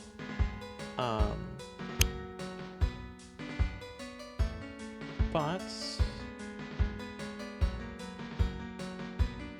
mithril skin is also good. Become immune to knockback is amazing.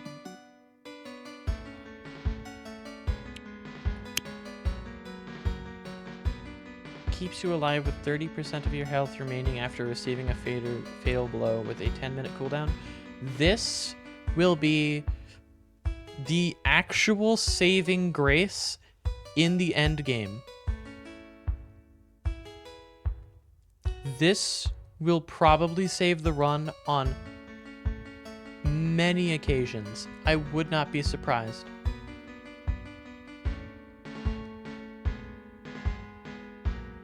This one will be less useful.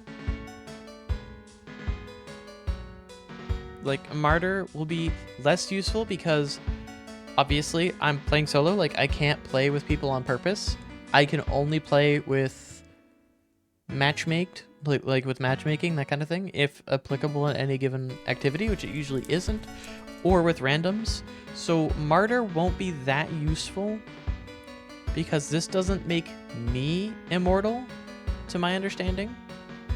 But Second Chance will save the run on many occasions in the late game.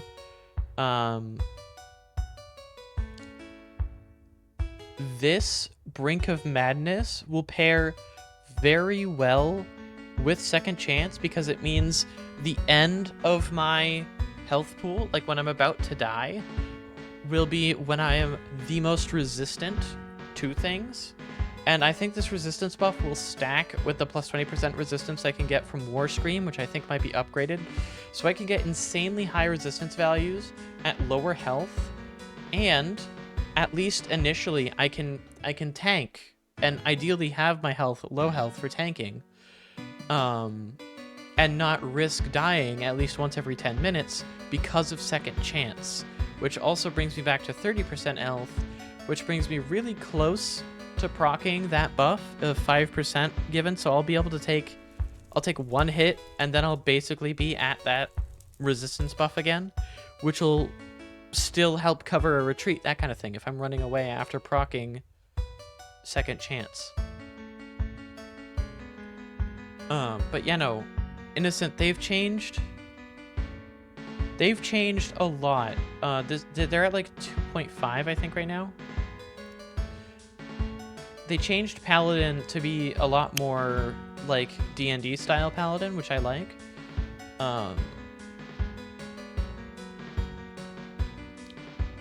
A prime example of this is Smite. Cleansing Breeze is also funny. Yes, Sacred Surge. Gain the ability to unleash a Sacred Surge whenever any of your spells or abilities are triggered. Increase your holy power by 1%. Bash and Uppercut will spend 25% of Sacred Surge to smite hit enemies with holy energy, dealing extra damage, which does an extra 120% of your DPS based on your neutral damage, your water damage, and your air damage. It sucks that it's not scaling off of fire damage, but it scales off of neutral damage. Fine enough with me.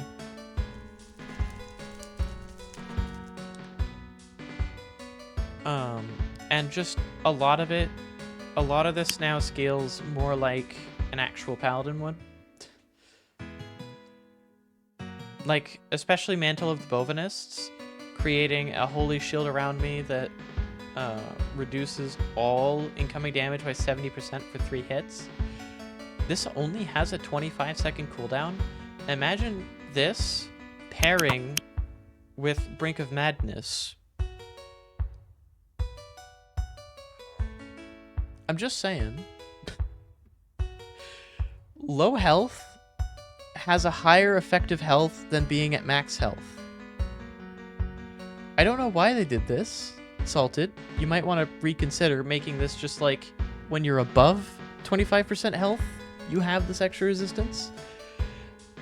Because it seems stupid to me that the way this is sorted is the way it is. But anyways, you're better off being at a lower health because you have a higher resistance value at lower health. So you're less likely to die because as your health lowers, your effective health increases. For those who don't know, effective health is the amount of damage it would actually take to kill you, including all defenses and damage reductions, etc. The amount of damage you would have to take overall to actually kill you. So say you have like 100 health, but you have you only take 50% damage. It would take 200 damage to actually kill you. So your effective health would be 200, but your actual health would be 100. Something like that. What this does, what Brink of Madness does, as well as a couple other things that increase your resistance as you get lower in health, they just increase your effective health the lower your actual health bar is, which is fascinating and really interesting to me, don't get me wrong, but it feels backwards for a defense buff to apply when you're lower on health. Like, a lot of games do this, and it's stupid. Don't do this. Do the opposite. Have it so that you lose defense when you're lower health. That way you want to retreat when you're low health, instead of having to balance in your mind certain breakpoints. Low health bad should always be the case. Players shouldn't have to do quick math in their mind to figure out whether they're at 25% of their max health and thus can now be tank and not risk taking an enormous amount of damage they wouldn't have otherwise. This leads to a breakpoint, right? Where if you health regen past 25%, you're at 26%, and then you take a hit, you just die. Like, if you want to take maximum advantage of this resistance buff, then you have to be bad at playing tank. If you want this to be the final upgrade people pick up, make it the opposite. Make it a plus 40% resistance buff if you're at 25% health or greater. Because that means if you're at low health, which you most likely will be if you've procced Second Chance, you will be significantly less likely to utilize it. Or sorry, significantly more likely to utilize it, and significantly less likely to die instantly. Now, I guess this could be going off of Bloodlust or whatever the other like fallen archetype or whatever, because I don't know if they have anything that increases your damage based on lower health and like you want to be at low health, then yeah, I guess this would make sense. Brink of Madness for like other things, especially with Blood Pact, I guess, because you're using health to deal more damage. But still, this would be good because this means this would also benefit health people, because it means you don't want to go below this point, because you go below this point and you're basically dead at higher level play. And it also covers a lot more of the health spectrum, and yeah, this leads to a situation where you're like, oh, you're at 24% health. Well, sorry, this hit just kills you. But low health bad will feel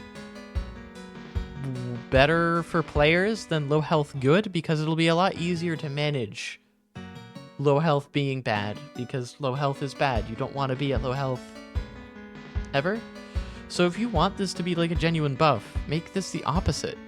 It literally wouldn't have any impact. Like, yeah, a permanent, it seems overpowered, like a 40% resistance buff permanently, but you do have to understand, the late game of Wynncraft is absolutely insane, where you're taking and dealing tens upon tens of thousands of damage, sometimes hundreds of thousands of damage, over the course of individual hits.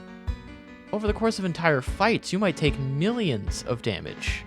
and be dealing several million damage over the course of entire fights. And that 40% resistance buff, I mean, the point of paladins to be a tank. The point of warrior is you are the tank. So maybe if plus 40% resistance seems a bit crazy, well, warriors already have plus 20% resistance on demand throughout most of the game. How about you change this to plus 20% resistance when your health is at or above 25%. Then that would stack with War Scream and get us that 40% resistance as long as we're keeping War Scream up every 30 seconds. That would be fine.